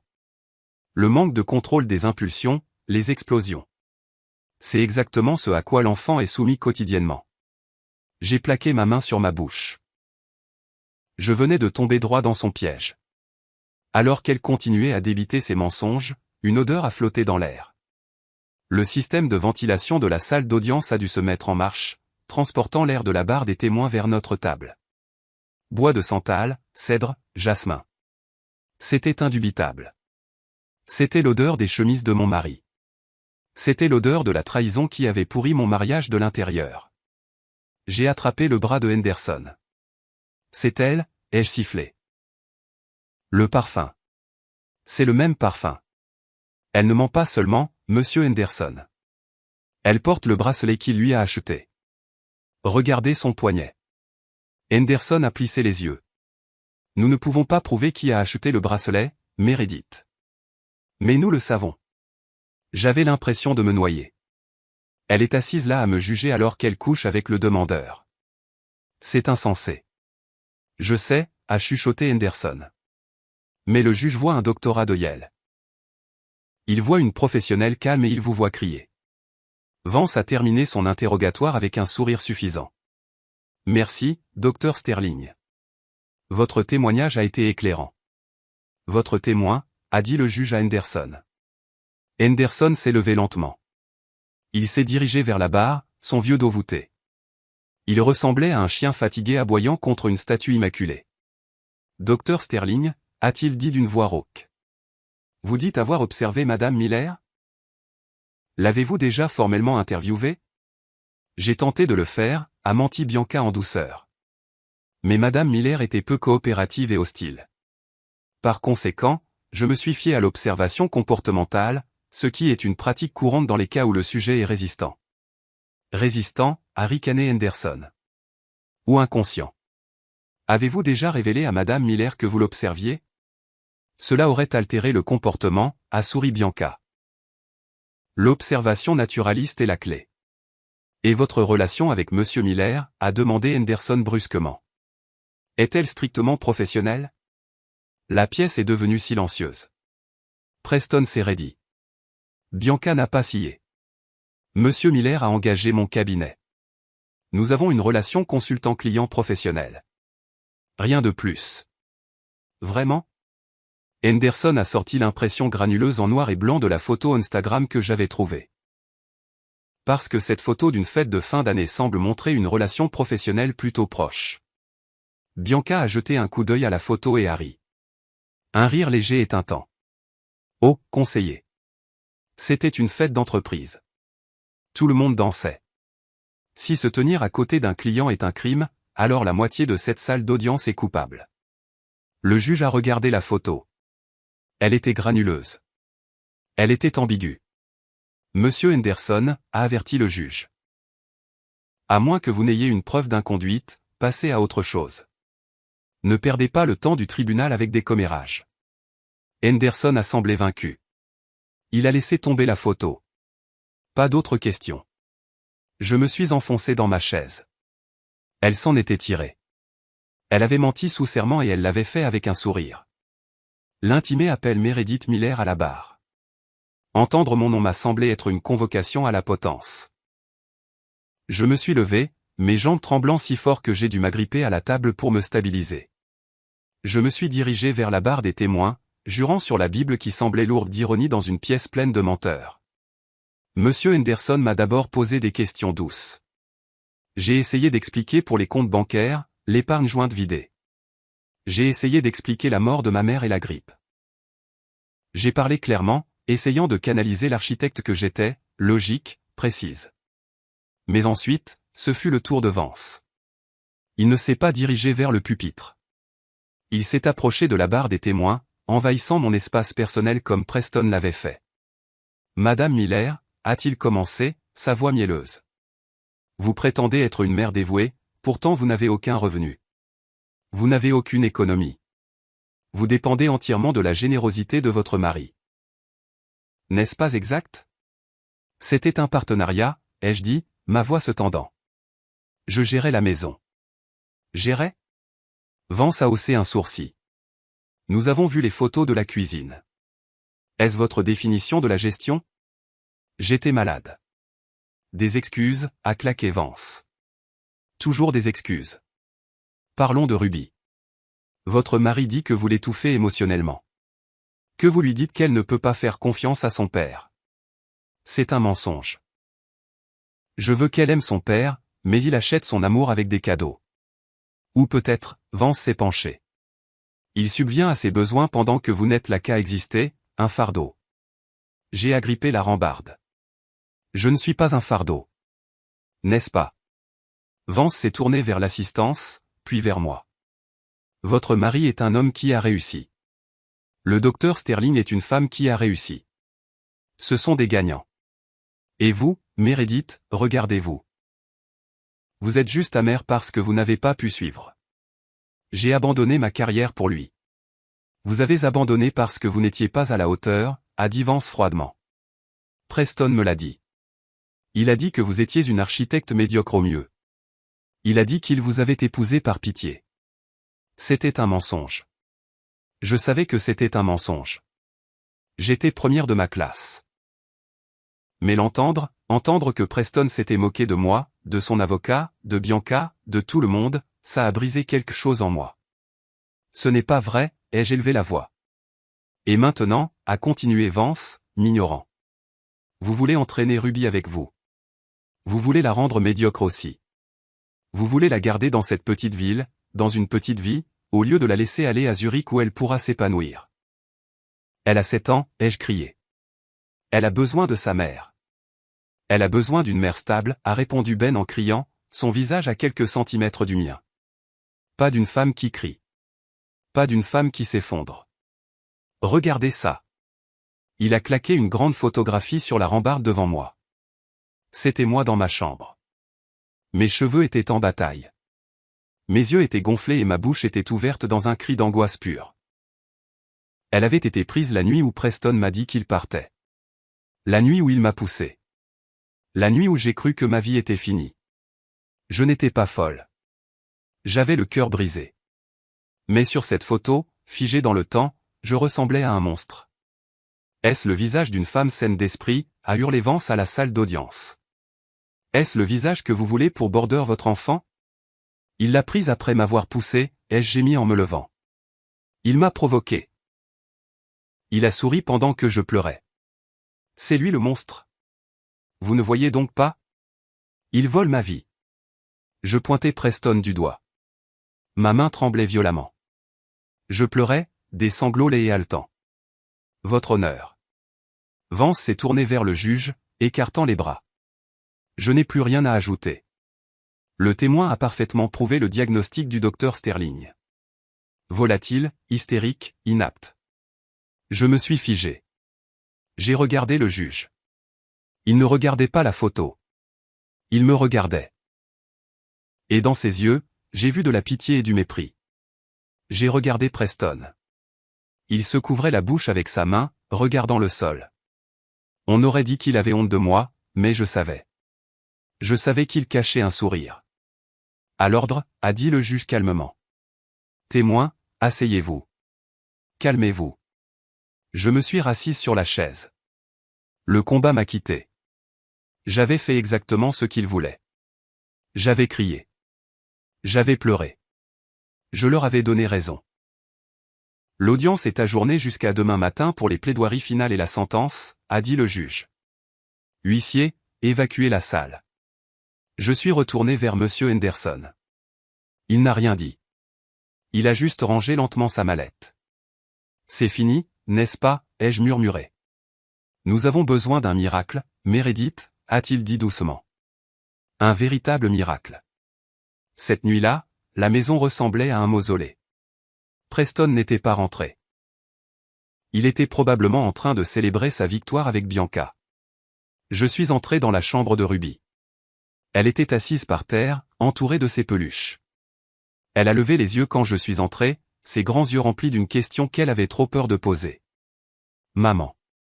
Et, bébé. Je me suis assise à côté d'elle. J'ai essayé de sourire, mais je savais que ça n'atteignait pas mes yeux. On va au tribunal demain, a-t-elle demandé. Moi, oui. Ai-je dit en lui caressant les cheveux. Toi, tu vas à l'école.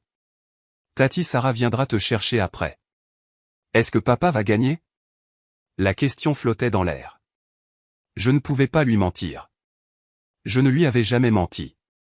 Je ne sais pas, Ruby. Papa. Papa a beaucoup d'avocats. S'il gagne, est-ce que je dois aller en Suisse? Elle a eu du mal avec le mot. En Suisse, ai-je corrigé doucement, mon cœur se brisant en 1 million de morceaux. Si le juge le dit, oui. Mais papa t'aime. Il veut que tu vois le monde.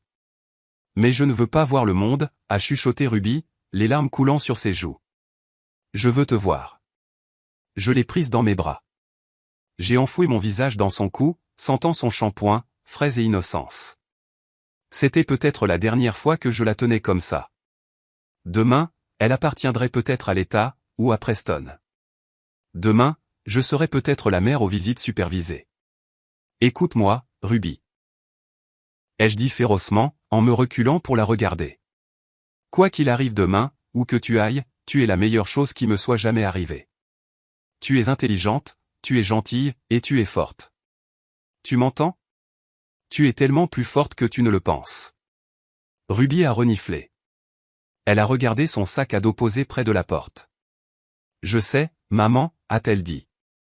Sa voix semblait étrange. Déterminée. Les adultes pensent que les enfants ne savent rien. Mais on sait. Que veux-tu dire? Elle n'a pas répondu. Elle a juste rampé jusqu'à son sac à dos et a vérifié la poche avant. J'ai vu le coin de la tablette cassée dépasser. Ruby, pourquoi apportes-tu ce vieux truc à l'école? L'écran est en éclat de verre. Tu pourrais te couper. Il est scotché, a-t-elle dit. Et j'en ai besoin pour le montre et raconte. Le montre et raconte n'est pas avant vendredi. C'est pour un projet spécial, a-t-elle dit évasivement. J'étais trop épuisé pour discuter. Si s'accrocher à un jouet cassé lui apportait du réconfort, je la laissais faire. Je l'ai bordée. Je suis resté là jusqu'à ce qu'elle s'endorme, regardant sa poitrine se soulever et s'abaisser. J'ai mémorisé la courbe de ses cils. J'ai mémorisé la façon dont sa main se recroquevillait sous son menton. Je suis allé dans ma chambre, mais je n'ai pas dormi. Je me suis assise près de la fenêtre, regardant la lune se lever sur la rue de banlieue qui avait été ma prison et mon sanctuaire. Je sentais un vide en moi si profond qu'il résonnait.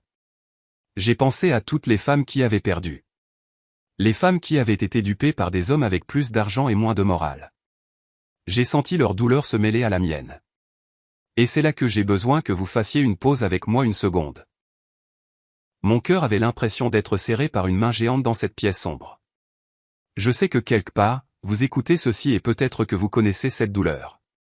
Peut-être que vous vous êtes sentie impuissante. Si vous êtes toujours là avec moi à écouter mon histoire, s'il vous plaît, aidez-moi en aimant cette vidéo et en commentant le chiffre ainsi dessous. Cela me dit que vous êtes incroyable et cela me dit que je ne suis pas seul dans ce voyage. Votre soutien est le fil invisible qui me tient en ce moment. S'il vous plaît, commentez un pour que je puisse vous voir. Et maintenant, laissez-moi vous raconter le jour où le monde s'est arrêté de tourner. Le dernier jour du procès. Le jour du jugement. La salle d'audience était bondée. Preston avait amené ses parents. Ils étaient assis au premier rang, me regardant avec dédain. Bianca était là aussi, assise juste derrière Preston, portant une modeste robe bleue aujourd'hui, jouant le rôle de la consultante de soutien. Le juge est entré. Nous nous sommes tous levés. « Asseyez-vous » a-t-il dit. Il n'avait pas l'air heureux. Il a brassé ses papiers. J'ai examiné les preuves. J'ai examiné le témoignage du témoin expert, le docteur Sterling. J'ai examiné les dossiers financiers. Il a enlevé ses lunettes et s'est frotté l'arête du nez. C'est une affaire difficile. Cependant, le devoir principal du tribunal est la sécurité et la stabilité de l'enfant mineur. Les preuves présentées concernant la volatilité émotionnelle de Madame Miller sont convaincantes. Mon cœur s'est arrêté. Il allait le faire. De plus, a poursuivi le juge, Monsieur Miller a présenté un plan de relocalisation viable qui offre à l'enfant des avantages éducatifs importants en Europe. Par conséquent, il est de la décision de ce tribunal que... Astérisque grincement astérisque. Les lourdes portes doubles au fond de la salle d'audience ont gémi en s'ouvrant. C'était un son fort et discordant dans la pièce silencieuse. Tout le monde s'est retourné. Un huissier se tenait là, l'air confus, et se faufilant sous son bras se trouvait une petite silhouette dans un manteau bouffant rose. Ruby. Ma sœur, qui était censée la récupérer à l'école, courait derrière elle, l'air affolé. Ruby, arrête. Tu ne peux pas entrer là-dedans. Ruby. Ai-je haleté, me levant à moitié de mon siège. Preston s'est levé. Que signifie cela? Pourquoi ma fille est-elle ici? Sortez-la, a crié Vance. C'est une session à huis clos. Mais Ruby ne s'est pas arrêtée. Elle a marché droit dans l'allée centrale. Elle avait l'air minuscule dans l'immense pièce, mais elle marchait avec une détermination qui la faisait paraître immense. Elle ne me regardait pas. Elle ne regardait pas Preston. Elle regardait directement le juge. Jeune fille. A dit le juge, sa voix sévère mais surprise. Vous ne pouvez pas être ici. Ruby s'est arrêtée à la barrière qui séparait l'assistance du parquet. Elle a agrippé la rambarde en bois. C'est vous le chef, a demandé Ruby, sa voix tremblante mais claire. Le juge a cligné des yeux. Je suis le juge, oui. Mon papa a dit que vous alliez me faire partir, a dit Ruby. Il a dit que vous alliez me faire vivre avec lui et Tatibé. Ruby, arrête ça tout de suite. A hurlé Preston, son visage devenant rouge. Sarah, sors-la d'ici. Non, a crié Ruby en retour, se tournant pour faire face à son père. Je n'irai pas. Tu es un menteur. La salle a halté. Jeune fille, a dit fermement le juge. On ne crie pas au tribunal. Ruby s'est retournée vers le juge. Elle a fouillé dans son sac à dos. Mon cœur battait la chamade. Sortait-elle un jouet? Un dessin? Elle a sorti la tablette cassée. Celle avec l'écran scotché. Papa a dit que maman est folle, a dit Ruby, les larmes commençant à couler sur son visage. Papa a dit que maman est méchante. Mais papa ment. Et Tatibé ment. Et j'ai des preuves. Des preuves. Le juge s'est penché en avant. Ruby, range ça. Preston s'est élancé vers la barrière, mais l'huissier s'est interposé. « Asseyez-vous, monsieur Miller », a ordonné l'huissier. « Votre honneur, c'est ridicule », a balbutié Vance. « C'est une enfant. Elle a manifestement été coachée par la mère. »« Je n'ai pas été coachée », a crié Ruby.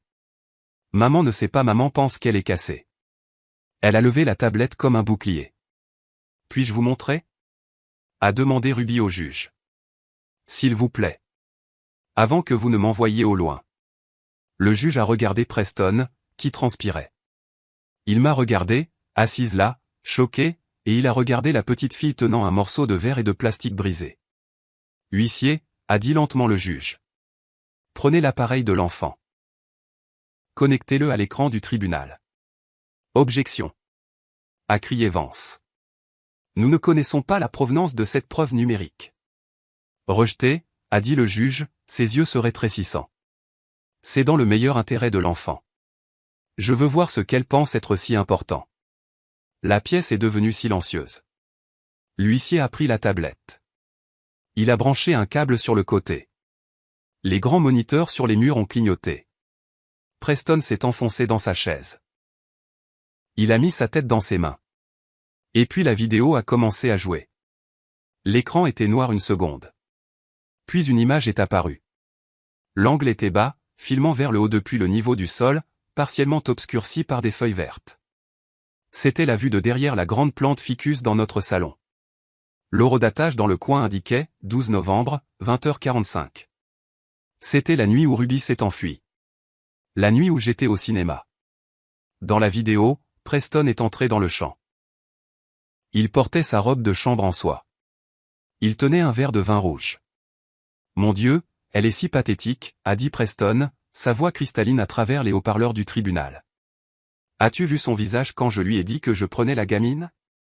Une autre silhouette est entrée dans le champ. Bianca. Elle ne portait pas le tailleur professionnel qu'elle portait au tribunal. Elle portait ma robe de chambre. Elle portait ma robe de chambre en soie, celle que Preston m'avait offerte pour notre anniversaire il y a 3 ans. « Tu es trop dur avec elle, chérie », a ronronné Bianca en lui prenant le verre de vin. Elle a ri. « Je plaisante. C'est un paillasson. Honnêtement, je ne sais pas comment tu es resté avec elle pendant 15 ans. Elle est si beige. »« Je suis resté pour l'image », a dit Preston en tirant Bianca sur ses genoux sur le canapé. « Mais l'image coûte cher. Et maintenant que les actifs sont déplacés, je n'ai plus besoin de l'image. » Un halètement collectif a parcouru la salle d'audience. Je me suis couvert la bouche. Mes larmes coulaient librement maintenant. Les voir, les entendre, c'était 1000 fois pire que de l'imaginer. À l'écran, Bianca lui a embrassé le cou. « Es-tu sûr que le virement vers le compte au Caïman est passé ? J'ai essayé d'accéder au fonds pour l'entrepreneur à Zurich et c'était en attente. C'est passé ce matin. » a dit Preston. 2 millions, intraçable.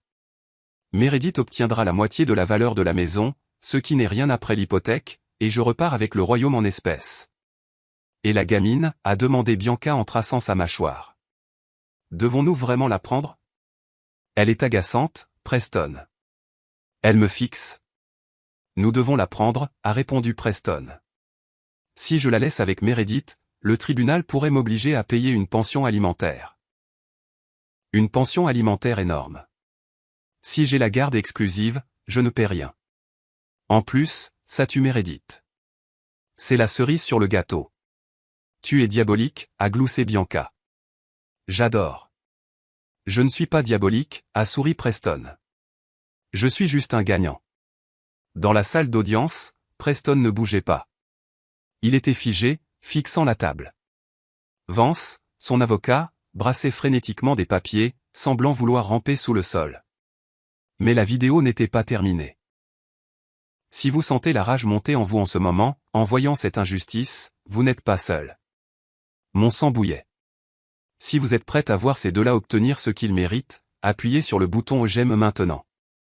Regardons le karma frapper ensemble. La vidéo a continué. Le couple à l'écran s'est installé plus profondément dans le canapé, complètement inconscient qu'une enfant de 7 ans enregistrait leur destruction à 1,5 mètre de là. Et le rapport psychologique ? a demandé Preston dans la vidéo. Est-il prêt? Bianca a pris une gorgée de vin. Je l'ai rédigé ce matin. C'est un chef-d'œuvre de fiction, si je puis me permettre. As-tu inclus le truc du parc? Absolument, a dit Bianca. J'ai pris cette histoire que tu m'as racontée sur ses pleurs à la mort de sa mère, et je l'ai magnifiquement déformée. Épisode maniaque en public, mise en danger d'enfant. Le juge va gober ça. Et le diagnostic? Trouble de la personnalité borderline. A déclaré fièrement Bianca. C'est le diagnostic parfait pour une ex-femme difficile. Ça explique la colère, les larmes, la victimisation. Ça fait que tout ce qu'elle dit ressemble à un symptôme, pas à un fait. Tu es un génie, Preston l'a embrassé. Mais si le juge demande un deuxième avis? Il ne le fera pas, a dit Bianca avec confiance. J'ai les diplômes. De plus, Vance va la provoquer au tribunal. Tu te souviens du plan? Utiliser la photo. Celle que j'ai prise quand je l'ai poussée. Oui. Vance la lui montrera. Il la traitera de folle. Elle criera. Elle pleurera. Et boum. Diagnostic confirmé. Elle prouvera qu'elle est instable juste devant l'huissier. Mon Dieu, j'adore quand tu parles comme ça, Harry Preston. La vidéo s'est terminée sur le bruit de verre qui trinque. L'écran est devenu noir. Pendant 3 secondes, il y a eu un silence absolu dans la salle d'audience. Personne ne respirait. Personne ne bougeait. Le poids de la vérité flottait dans l'air, lourd et suffocant. Preston Miller venait d'avouer la fraude, le vol, le parjure et la conspiration. Bianca Sterling avait avoué avoir falsifié des dossiers médicaux et commis un parjure. Puis le chaos a éclaté. Tu m'as piégé, a crié Preston en se levant et en pointant Bianca du doigt. C'est toi qui as écrit le rapport. C'était ton idée. Moi, a hurlé Bianca, sa façade posée se brisant instantanément. C'est toi qui m'as dit qu'elle était folle. Tu m'as dit de l'écrire. Tu m'as payé. Asseyez-vous. La voix du juge a rugi comme le tonnerre. Il n'a pas utilisé le marteau. Il s'est levé, son visage rouge d'une fureur que je n'avais jamais vue chez un être humain. Huissier. Le juge a pointé un doigt tremblant vers les portes. Verrouillez les portes. Personne ne quitte cette pièce. Personne. L'huissier s'est déplacé rapidement, se tenant devant les portes doubles. 2 policiers qui étaient postés dans le couloir sont entrés. Le juge a regardé Preston et Bianca. Ses yeux brûlaient. En 30 ans sur le banc, a dit le juge, sa voix tremblant de rage. J'ai vu des menteurs. J'ai vu des voleurs. Mais je n'ai jamais vu une parodie aussi calculée et malveillante de ce tribunal. Il s'est tourné vers Vance. Conseiller, étiez-vous au courant de cela? Vance s'est levé, les mains levées en signe de reddition. Votre honneur, je n'en avais aucune idée. Je me fiais aux témoins experts. Je me retire immédiatement comme conseil. Sage décision, a craché le juge. Parce que vous aurez de la chance si vous n'êtes pas radié pour négligence. Il a tourné son regard vers Bianca Sterling. Elle se recroquevillait sur son siège, serrant ses perles.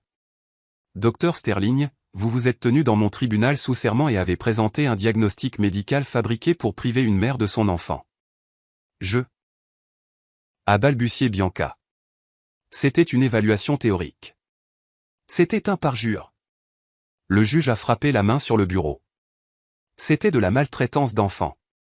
Et vous, monsieur Miller, vous avez admis avoir caché des actifs. Vous avez admis avoir provoqué votre femme pour la piéger.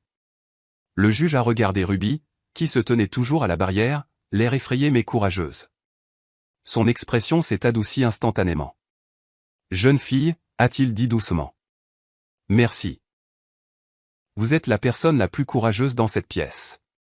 Il a regardé les officiers. Officiers, mettez monsieur Miller et mademoiselle Sterling en garde à vue immédiatement. Les chefs d'accusation incluent parjure, complot en vue de commettre une fraude et outrage au tribunal. Et appelez le procureur. Je veux que des accusations de fraude financière soient ajoutées à la liste avant midi.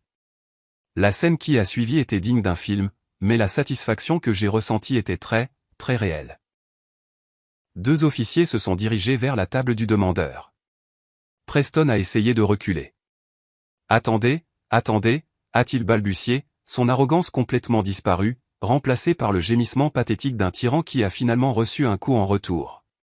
C'était juste des paroles en l'air. Des paroles de vin. Vous ne pouvez pas m'arrêter pour une vidéo. Je peux et je le ferai, a dit froidement le juge. Vous avez avoué avoir caché 2 millions d'euros aux îles Caïmans pour éviter une répartition équitable. C'est un crime, monsieur Miller. L'officier a saisi les poignets de Preston. Les mains derrière le dos. Clic, clic. Le son des menottes se refermant était la plus douce musique que j'ai jamais entendue. Preston m'a regardé. Ses yeux étaient grands, suppliants. Meredith, Meredith, dis-leur. Dis-leur que je suis un bon père. Pense à Ruby. Je me suis levé. Je l'ai regardé droit dans les yeux. Un bon père ne vole pas l'avenir de sa fille pour acheter une Porsche, ai-je dit doucement. Et un bon mari ne manipule pas sa femme pour lui faire croire qu'elle est folle. Ils l'ont emmenée. Puis ce fut le tour de Bianca. Elle ne suppliait pas. Elle criait. C'est une erreur. Savez-vous qui je suis? J'ai un doctorat de Yale. Vous n'aurez plus de licence d'ici demain, a fait remarquer sèchement le juge. Preston m'a forcé à le faire, a-t-elle hurlé alors que l'officier la menottait. Il m'a promis le mariage. Il m'a promis l'argent. On dirait qu'il vous a menti aussi, ai-je dit alors qu'elle était conduite devant moi. Elle m'a lancé un regard furieux, son mascara coulant, son chignon parfait se défaisant. Elle ressemblait exactement à la femme hystérique qu'elle avait essayé de me dépeindre. Les portes de la salle d'audience se sont ouvertes et l'assistance a éclaté en chuchotements et en halètements alors que le Golden Boy de la finance locale et sa maîtresse étaient emmenés sous les huées. Le juge a frappé son marteau pour rétablir l'ordre. Nous n'avons pas terminé, a-t-il dit. Nous avons toujours la question du jugement de divorce. Il m'a regardé. Madame Miller, je vous dois des excuses. Le tribunal vous doit des excuses. Nous avons échoué à vous protéger de ce prédateur. Merci, votre honneur, ai-je murmuré en serrant la main de monsieur Henderson. Henderson rayonnait, semblant 10 ans plus jeune. Sur la base des preuves présentées, a déclaré le juge, je prononce un jugement sommaire. Le juge n'a même pas eu besoin de regarder ses notes. Il a parlé avec son cœur et avec la loi. Premièrement, a-t-il dit en levant un doigt. J'accorde à Meredith Miller un divorce immédiat pour adultère et cruauté extrême. Deuxièmement, la garde légale et physique exclusive de Ruby Miller est accordée à la mère. Les droits de visite de monsieur Miller sont suspendus indéfiniment en attendant une évaluation psychologique complète, une vraie, et la conclusion de son procès pénal.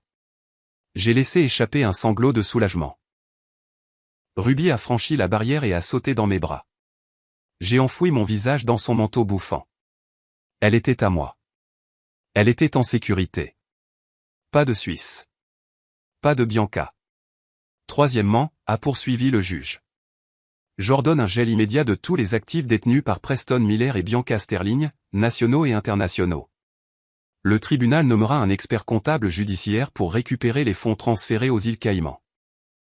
Tous les fonds récupérés seront accordés à Madame Miller à titre de pension alimentaire réparatrice et de dommages-intérêts punitifs.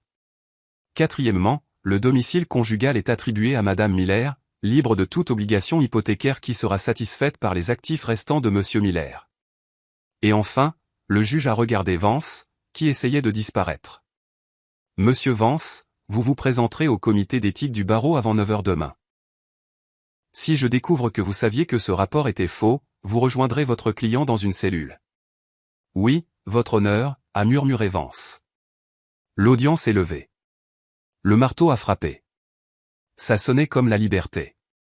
Monsieur Henderson m'a serré dans ses bras. Nous l'avons fait, Meredith. Ou plutôt, elle l'a fait. Il a montré Ruby du doigt. J'ai regardé ma fille. Elle tenait sa tablette cassée comme un trophée. J'ai bien fait, maman, a-t-elle demandé. Tu as bien fait, bébé. Ai-je pleuré en l'embrassant sur le front. Tu nous as sauvés. Nous sommes sortis du palais de justice sous le soleil éclatant de l'hiver. L'air était froid, mais pour la première fois depuis des mois, je ne le sentais pas. J'avais chaud. Je me sentais légère. Preston et Bianca étaient déjà à l'arrière des voitures de police, entourées de gyrophares. Je ne les ai même pas regardés. Ils étaient mon passé. Ruby était mon avenir. 6 mois plus tard, l'odeur de pain grillé brûlé et de silence a disparu de ma vie. Maintenant, ma cuisine sent la vanille et la peinture fraîche. J'ai vendu la grande maison. Je ne pouvais plus y vivre. Trop de fantômes dans les couloirs. Avec l'argent du règlement, et oui, les experts comptables ont trouvé chaque centime que Preston a essayé de cacher, j'ai acheté une belle ferme ensoleillée avec un grand jardin. J'ai aussi rouvert mon studio de design. Meredith Miller Interior est officiellement ouvert. Ma première cliente, la femme du juge. Drôle comme la vie fonctionne. Ruby s'épanouit. Elle va dans une nouvelle école où elle a rejoint le club de robotique. Elle n'a pas beaucoup demandé de nouvelles de son père. Il attend actuellement son procès et risque de 10 à 15 ans pour fraude et parjure. Bianca a perdu sa licence et risque également la prison. Un après-midi, Ruby et moi peignons les murs de sa nouvelle chambre en un jaune vif et joyeux. « Maman ?» a dit Ruby en trempant son pinceau. « Je peux te demander quelque chose ?»« N'importe quoi, ma puce. » « Pourquoi as-tu pleuré ce jour-là au tribunal quand le méchant avocat t'a crié dessus ?» J'ai posé mon rouleau. Je me suis essuyé les mains sur un chiffon. Parce que j'avais peur, Ruby. Je pensais que personne ne me croyait. Ruby a hoché la tête pensivement. C'est pour ça que j'ai réparé la tablette. Tu sais, ai-je dit en m'asseyant à côté d'elle sur la bâche. Je ne comprends toujours pas comment tu as su les enregistrer ou pourquoi tu as gardé ça secret. Ruby a souri. C'était un sourire malicieux plein d'intelligence. Tu te souviens quand tu m'as acheté le kit de science? Celui sur l'observation? Oui. Il disait qu'un bon scientifique observe la nature sans la déranger.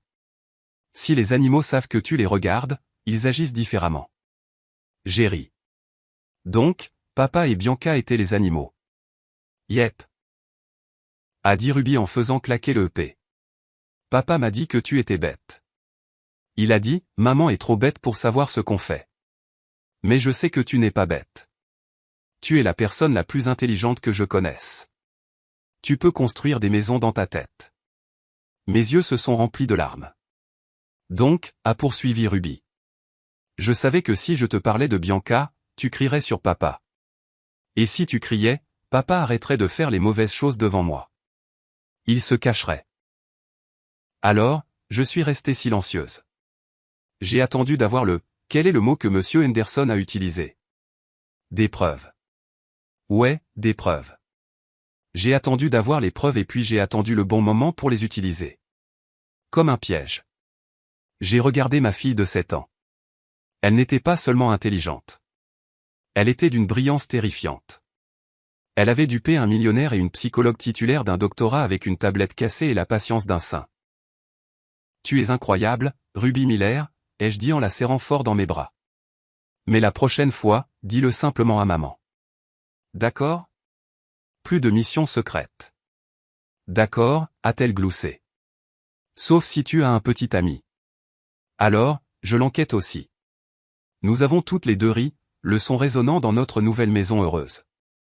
J'ai regardé par la fenêtre le jardin. Le gel avait disparu. Les fleurs s'épanouissaient. J'avais perdu un mari, mais je m'étais retrouvé. Et j'avais élevé une fille qui connaissait la différence entre une étiquette de prix et la vraie valeur. Preston pensait qu'il pouvait nous briser. Il pensait qu'il pouvait acheter le bonheur et voler notre avenir. Mais à la fin, il a appris la leçon la plus difficile de toutes. On ne peut pas construire un royaume sur des mensonges, surtout quand il y a une petite fille avec une tablette cassée qui observe chacun de vos mouvements. Et voilà, mes amis, comment j'ai retrouvé ma vie. Merci beaucoup d'avoir écouté mon histoire. Ce n'était pas facile à raconter, mais j'espère que cela vous rappelle que peu importe à quel point il fait sombre, la vérité trouve toujours un chemin vers la lumière. Si vous avez apprécié cette histoire et que vous voulez me soutenir, veuillez aimer cette vidéo et vous abonner à la chaîne.